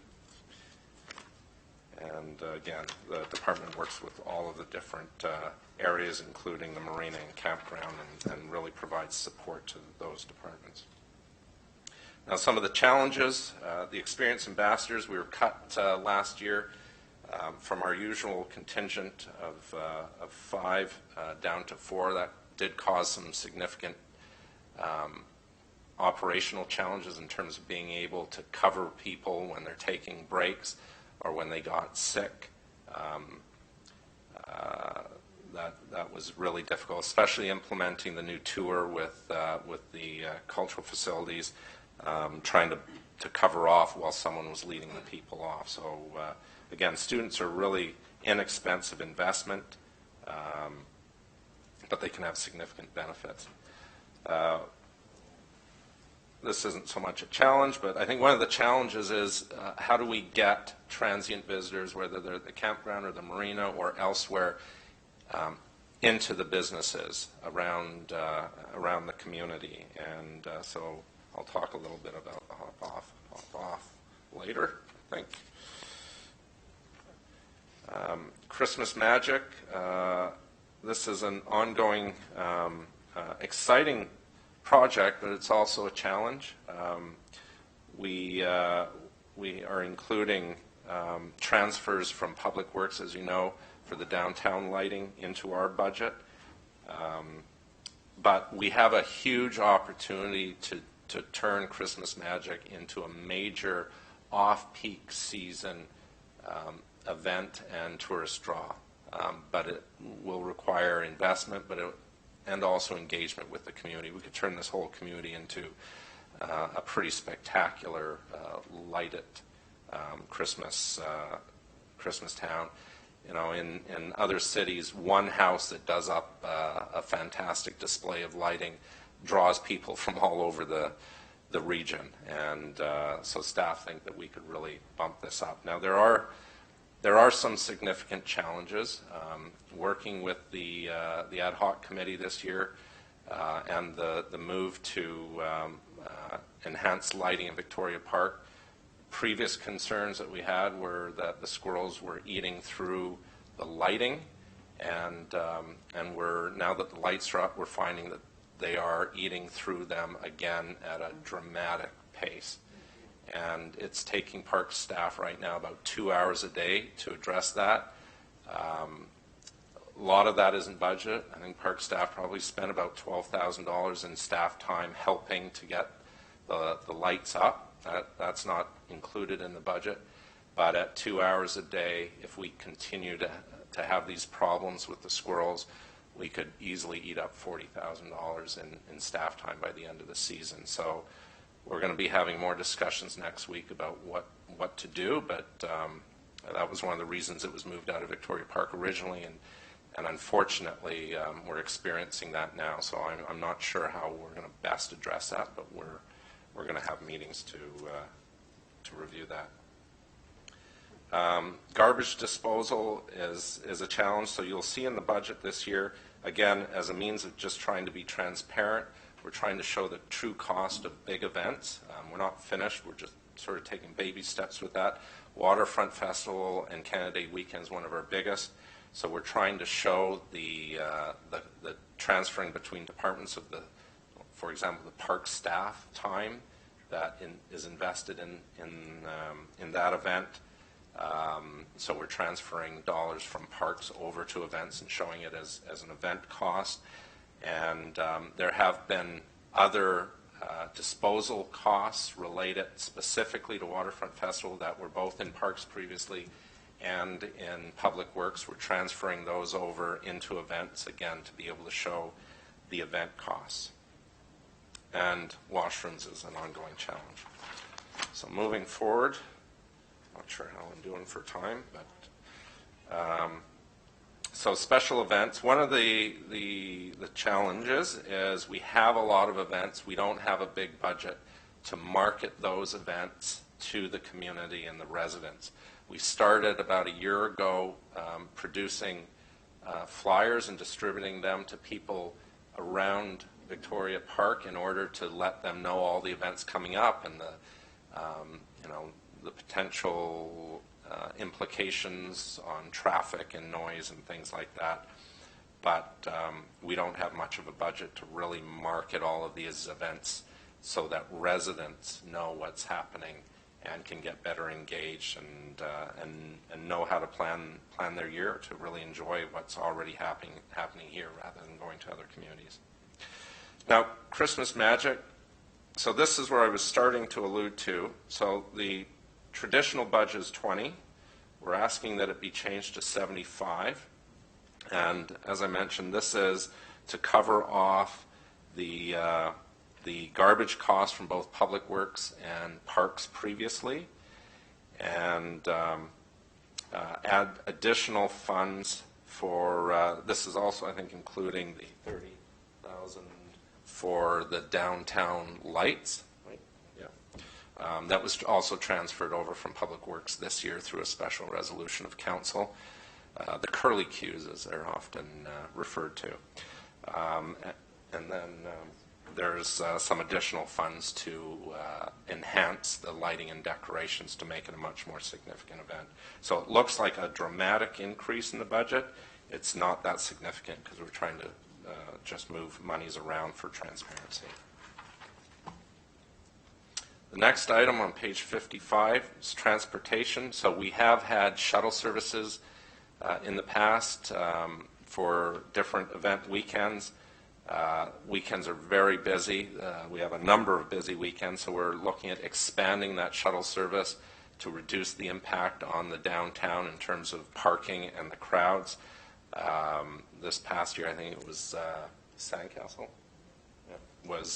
We had huge increase in number of people utilizing the shuttle.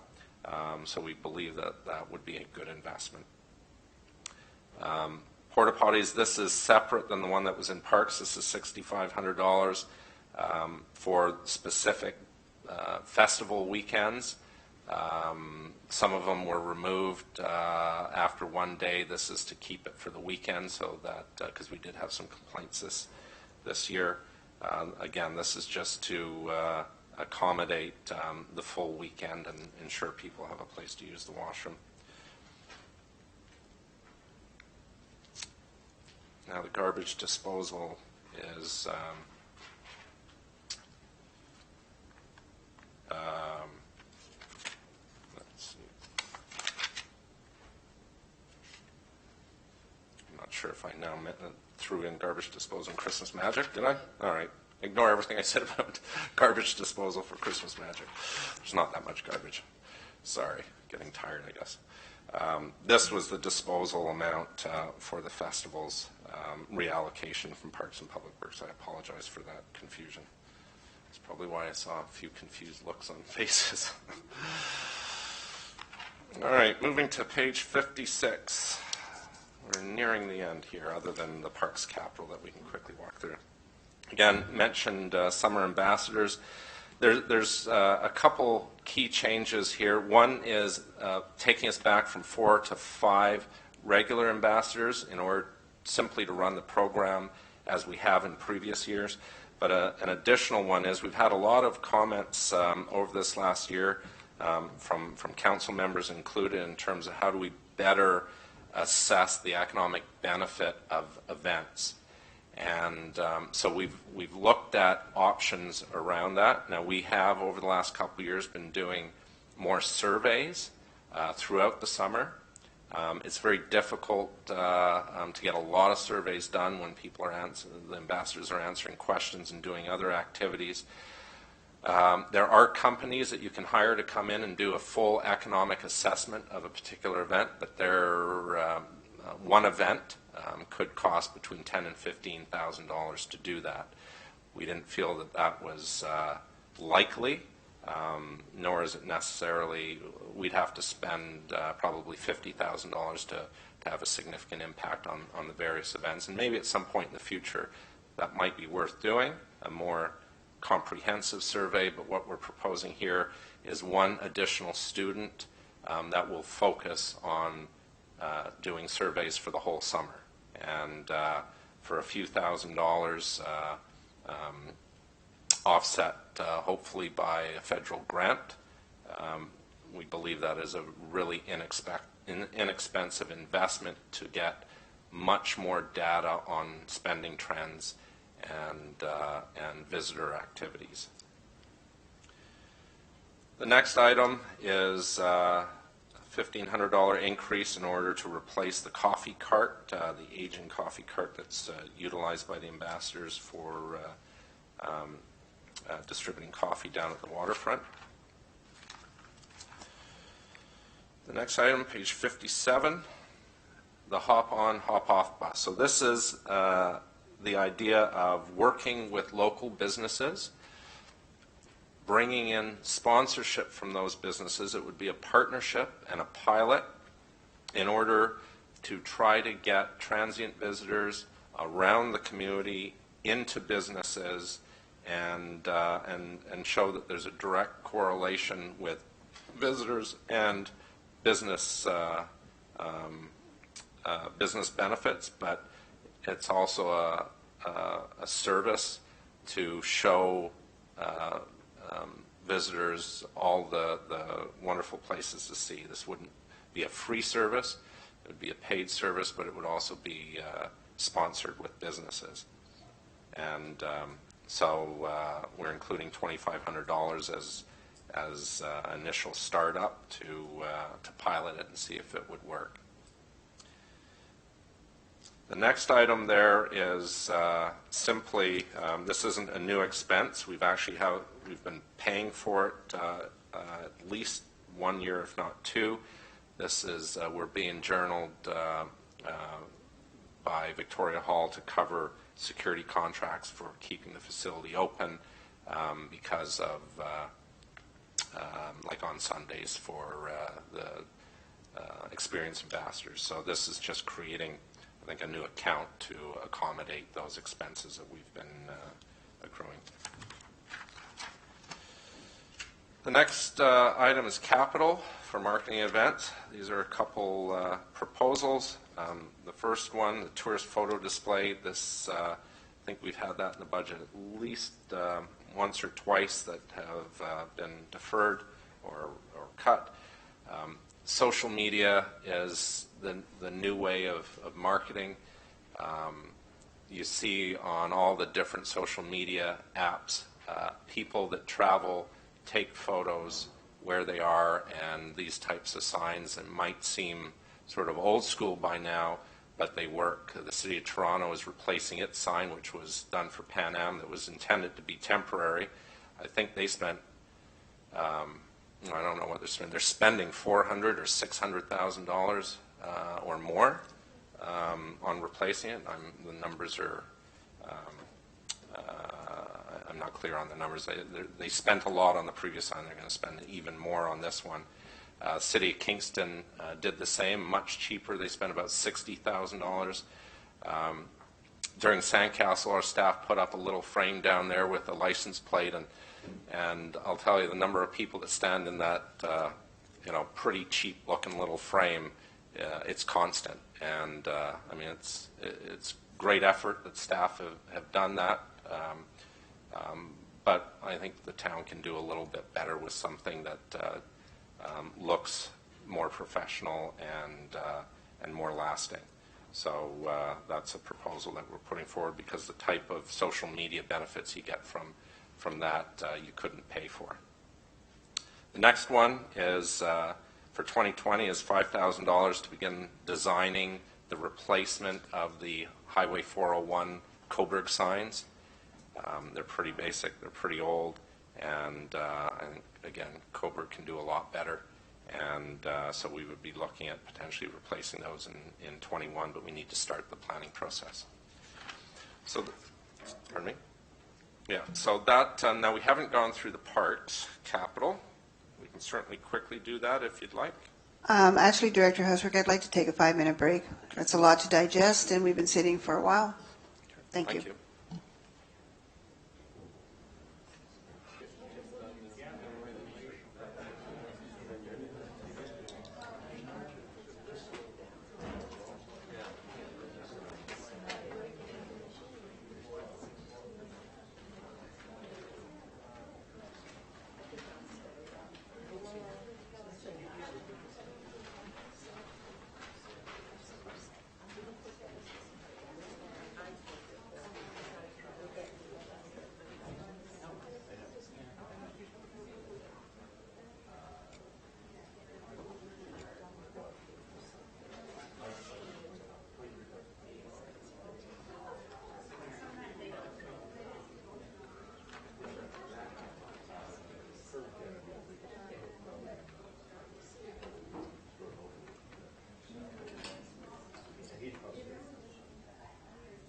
So this is, the first one is Fitzhugh Shores Parquet Stairs. This was in the budget, I believe, 2 years ago. I think we had about $20,000 in there to repair them, but at the time we determined that it would be more cost-effective to replace them with steel. We got quotes at the time, or estimates, and we didn't have enough money in the budget to do it, so we didn't spend those funds. And we're now asking for 2020 to have the $50,000 to fully replace them. They are in desperate need of repair and replacement, so this will be a long-lasting solution. Next page is a new service vehicle. This vehicle is more than 20 years old. It's reached its end useful life cycle. It's a vehicle that's equipped with a hydraulic dump box, and it needs to be replaced. Jason can yell out if I'm wrong, but I don't believe this has actually been in the vehicle replacement reserve, but it's an essential piece of equipment that needs to be added and needs to be replaced. Next item, page 65, New Amherst Clock Tower. This was an asset that was acquired by the town after the development was completed. Unfortunately, the timepieces inside are not functioning properly, need to be replaced, and the building also has leaks that allow water in, and the building needs to be repaired. So we're asking for $35,000 to do that. Next item is replacement of the crew cab, number 50-11. This is in the vehicle replacement fleet. Next page, 67.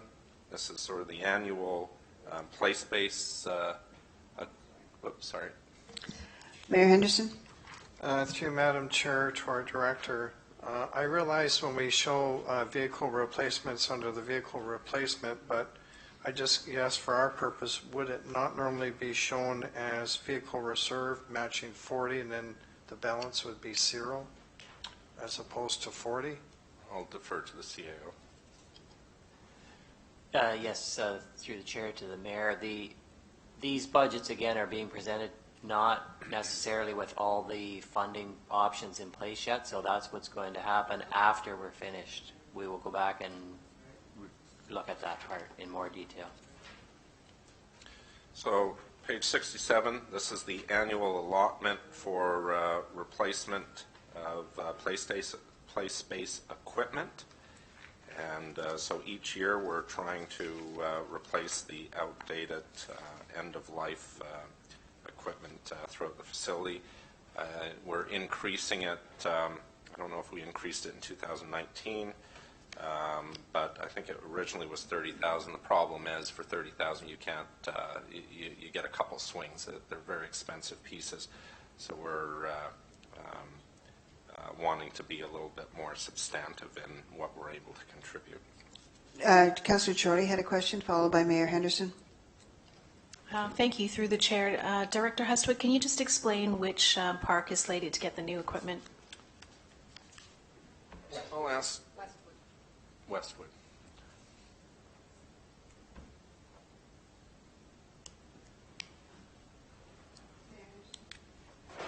Thank you, Madam Chair. And maybe it's just dark when I was walking my dog. I was in Westwood recently, and I was really impressed because I thought actually the equipment was much improved maybe from the last time I was there. So I guess my question to you, am I still looking at the old equipment? Because it looked pretty good to me. But again, I must admit I was there about 6 o'clock at night. I'll ask the manager to address that at the podium. Hello. Westwood Park is our last play-space feature that was built pre-standard. I do agree, it looks very, very good. It's just unfortunately when it was built and constructed, it doesn't conform with all the rules and regulations now.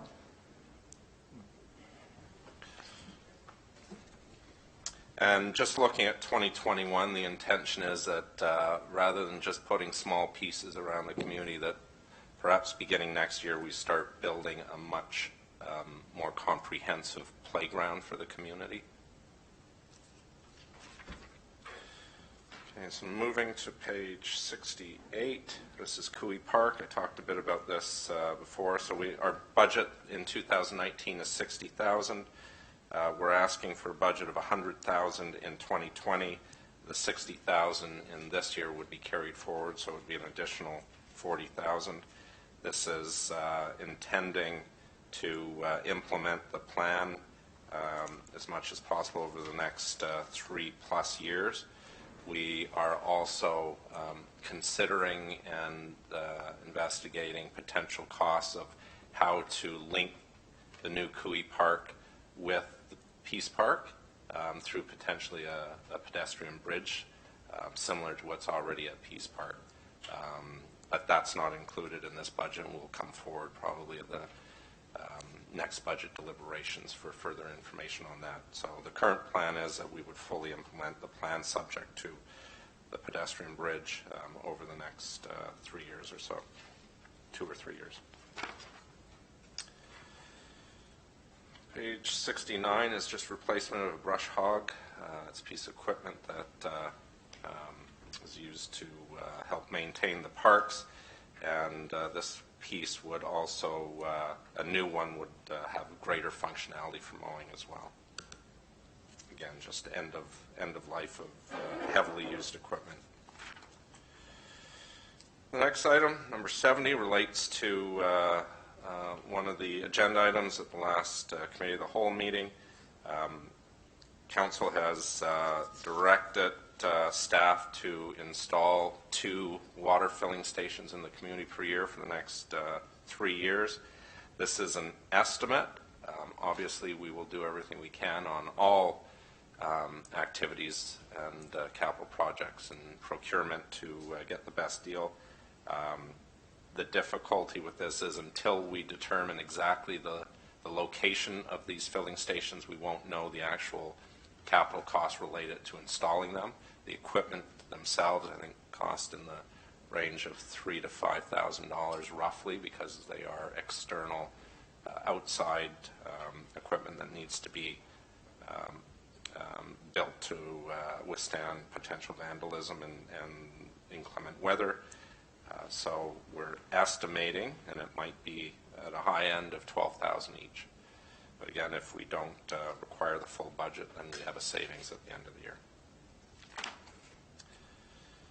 Next item, ongoing efforts simply to address aging equipment in the spray pad. This would be replacing the two cans and refurbishing some of the other equipment and replacing a broken water line. Mayor Henderson. Thank you, Madam Chair. Again, my compliments to Parks, because I know for a number of years you've been using your wisdom and extra to keep it all in good repair. And I know it's been there for considerable time. So my question is this, although I'm looking to 2021, you're saying $50,000, but I know how much money we spent when I first came here to put that water feature in. It was in the hundreds of thousands. And that's over 8 years ago.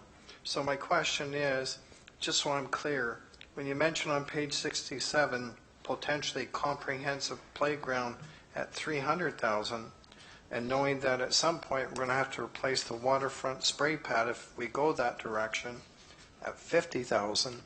I'm just wondering, are you proposing these be two separate projects, or actually are they could be one in the same? I'm just asking for future.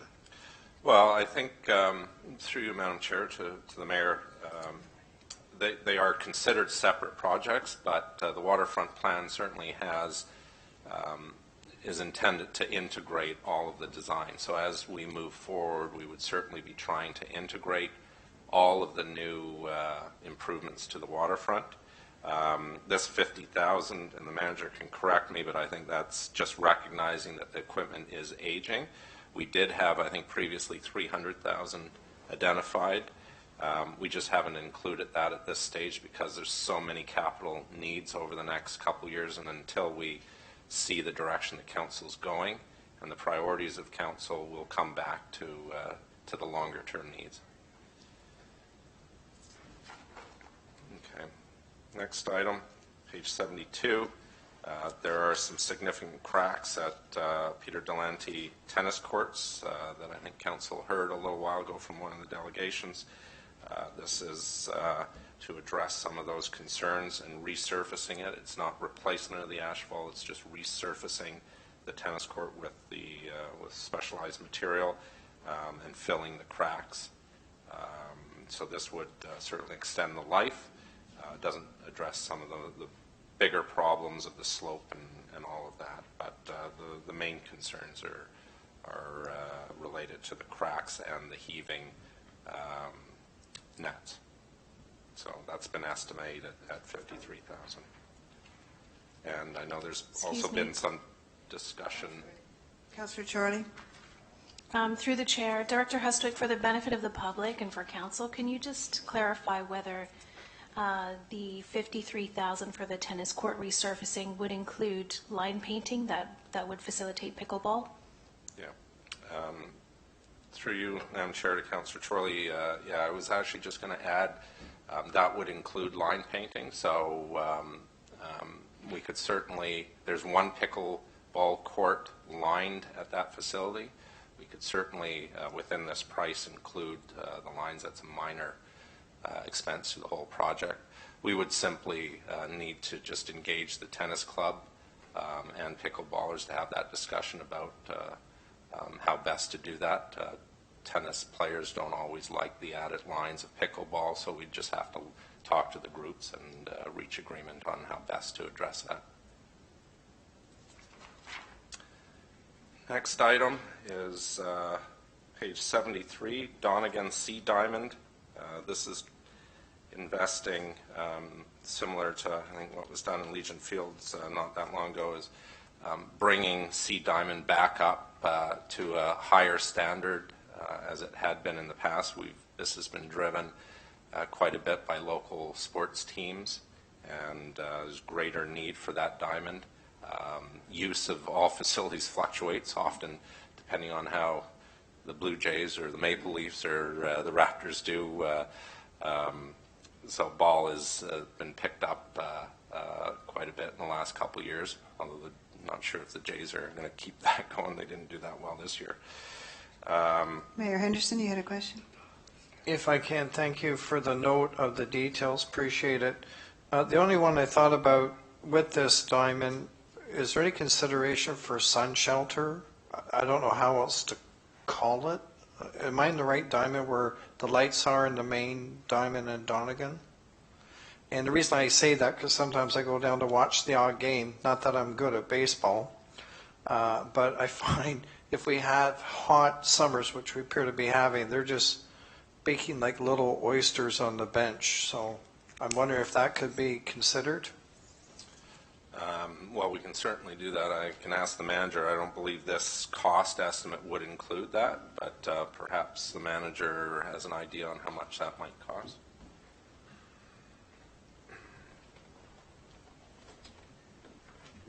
That part of the budget doesn't include a sun shelter.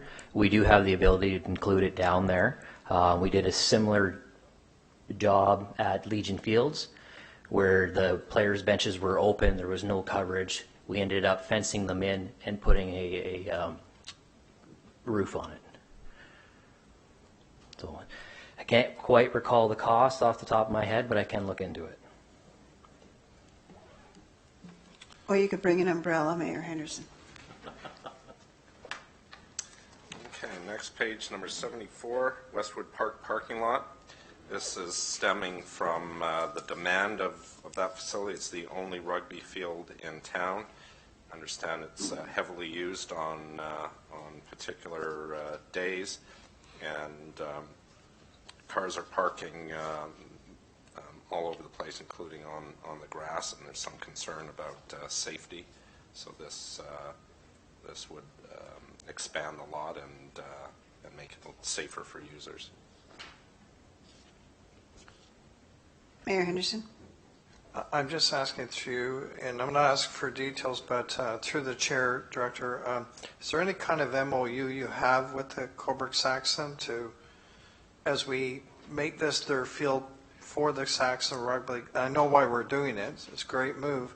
I'm just wondering, do we have an MOU with them to help on any kind of future costs?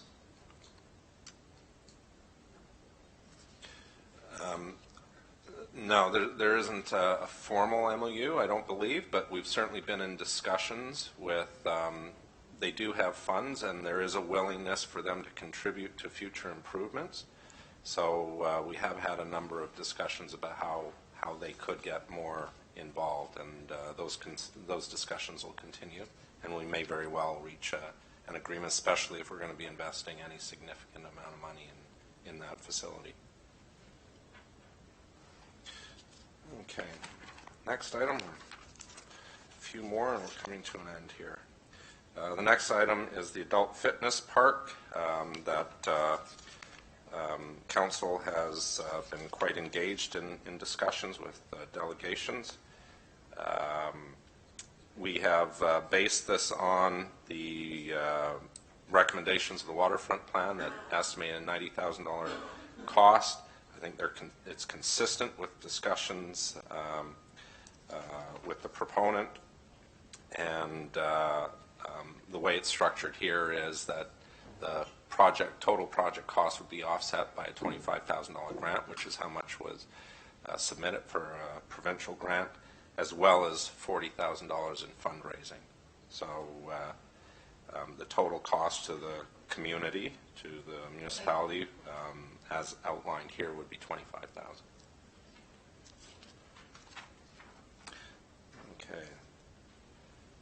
Next is just replacement of another piece of parks equipment, a turf vacuum, and that's also.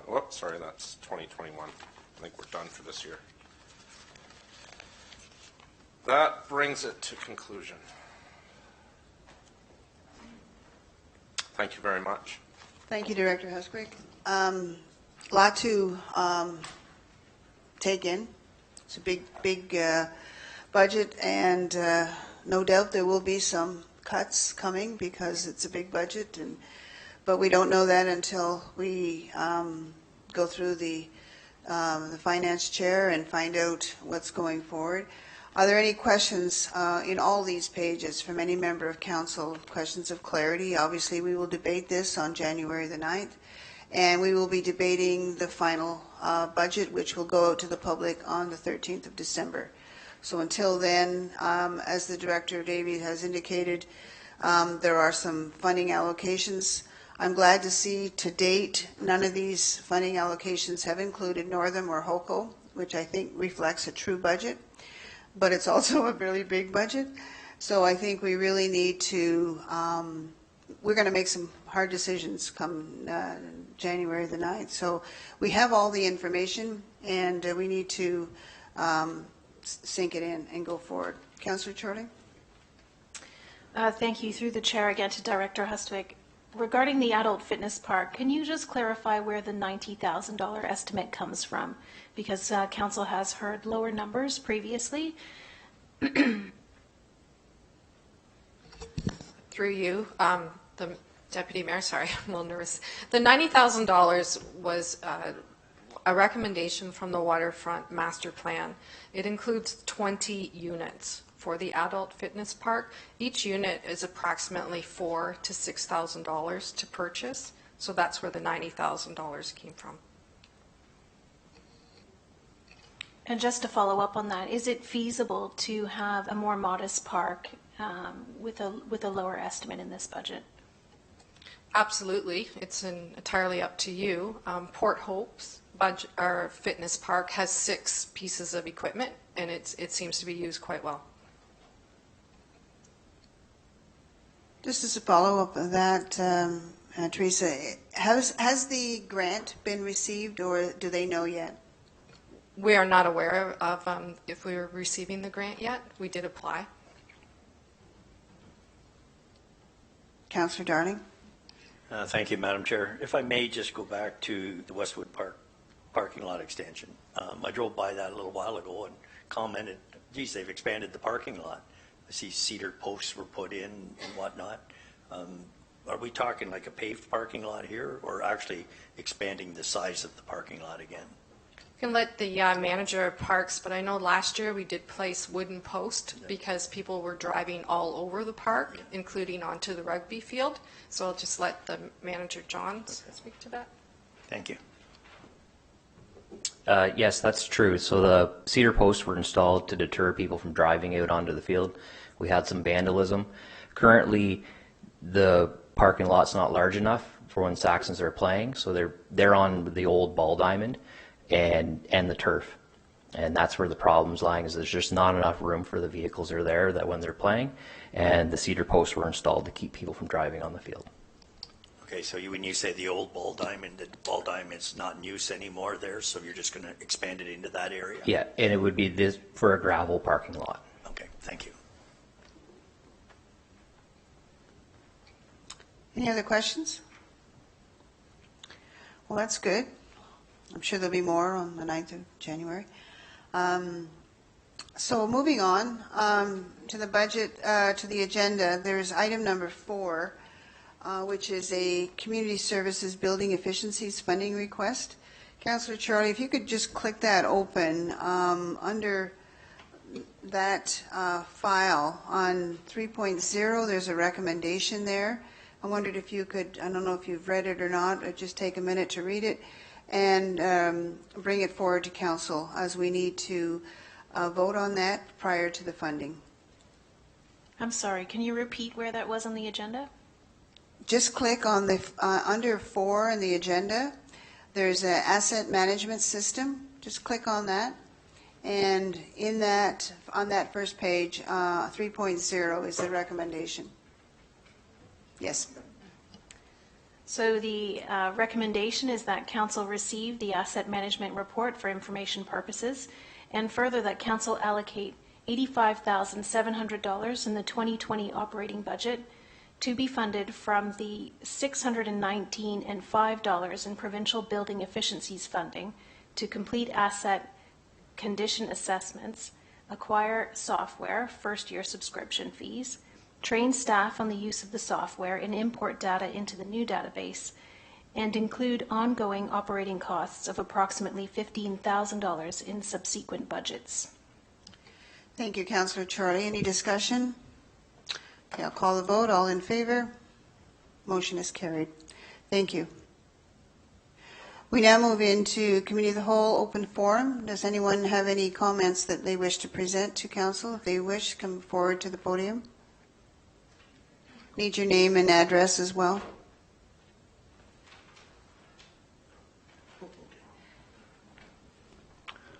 My name's John King. I'm a local voter. I got to say to the council, after 4 hours of budget meetings, it reminds me of why I'm happy to be retired. I think back to what this kind of stuff was like. Okay, I want to represent all of the voters, and I remind you of the presentation I made in September, I believe it was, on the power petition. Where we communicated with all of the local voters, club members, non-club members, and all the visiting voters. And we really got to know what they wanted, and we kind of asked them to list the priorities they would like to see in terms of improvement around the marina. And power was on the top of the list. And I noticed in the budget presentation that their power is in the list at something like $300,000. I don't know if that's the total project or phase one of the project, but from the boater's perspective, what we're interested in primarily in the short term is to get back to where we came from, which would be restore the power that we've always had, and in terms of improving the power service or relocating it and extending it, that's nice, but I think should be supported by the business case. In terms of the reason why we need to do this, when we look at it as a boater, and I think the way you need to look at it as a council, the primary objective has to be safety. The next objective, equal to safety, has to be protect the environment. And there has to be a financial case, but the financial case, I think, comes after the safety and after the environment. And knowing what I know and what we talked about earlier about the safety aspects of running a marina with no lighting, people on the docks at night, with generators, portable generators being on the dock, open containers of gas, unattended. And as a council, you have documentary evidence of this. You've seen pictures, you've taken notes, you've had first-hand interviews of people that live there and see that. It's irrefutable, and it's just too big of a liability for the town to take, and nobody wants to take that, I'm sure, and I'm sure you agree with me on that. The financial aspect, we haven't seen the revenue implications of less boater traffic, but I believe they're significant, and they should go a long way to paying for the investment as well.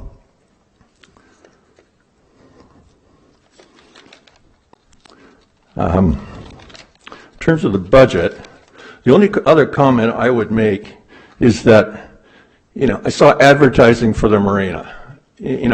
That's fine, but I got to tell you, the best advertising for the marina is word of mouth. You take care of those boaters coming in here, they're going around the lake, they're talking to thousands of other boaters. $6,000 is a small amount of money, but you may as well throw it away if you're talking about advertising to boaters because I'm not going to see it. Word of mouth and doing the job here at the local marina is the way to get business and keep people coming back.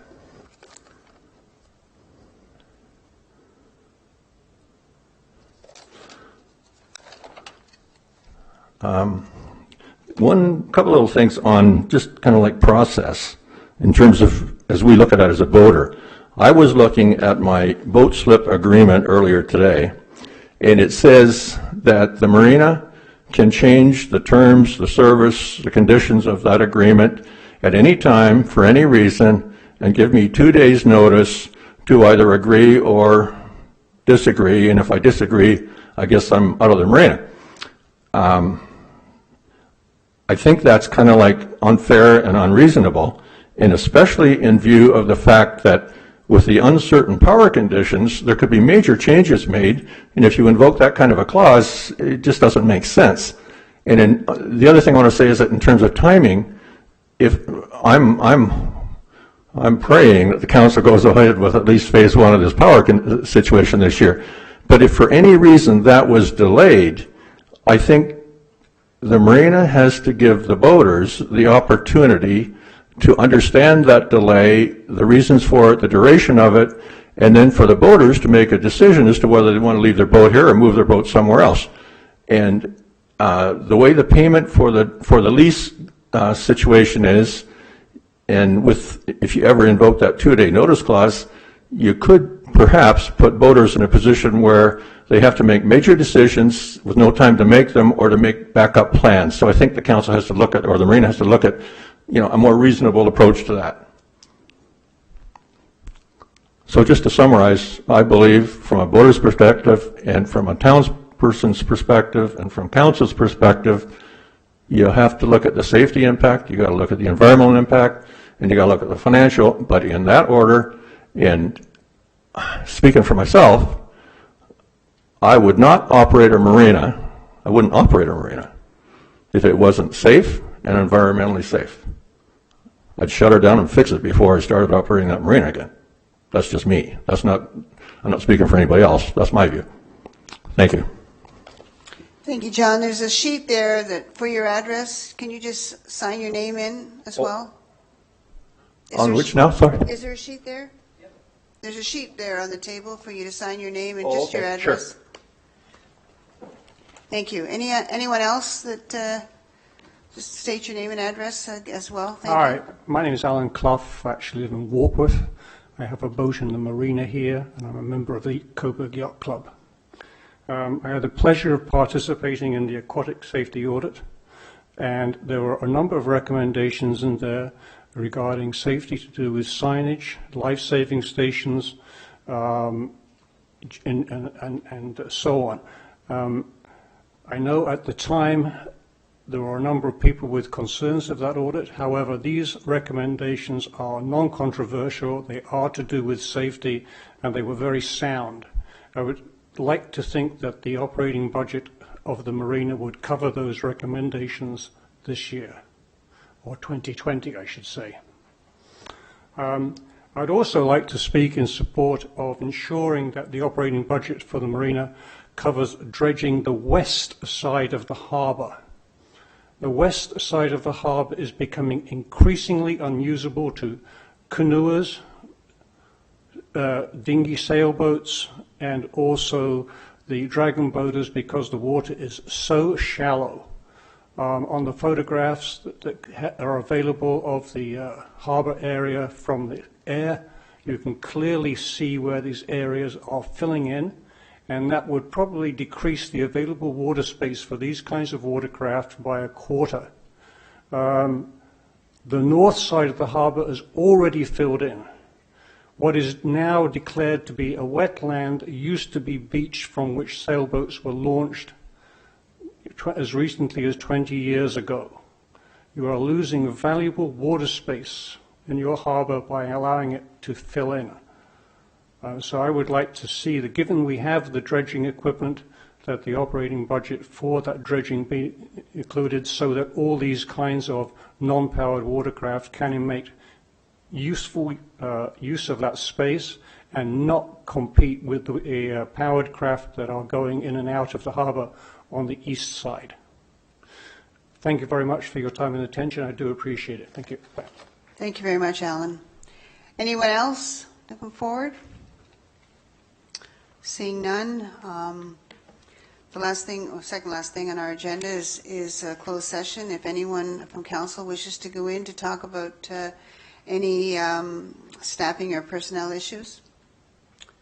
Don't see anyone, so let's move on to adjournment. I'll call for adjournment. Councillor Burkett. Thank you.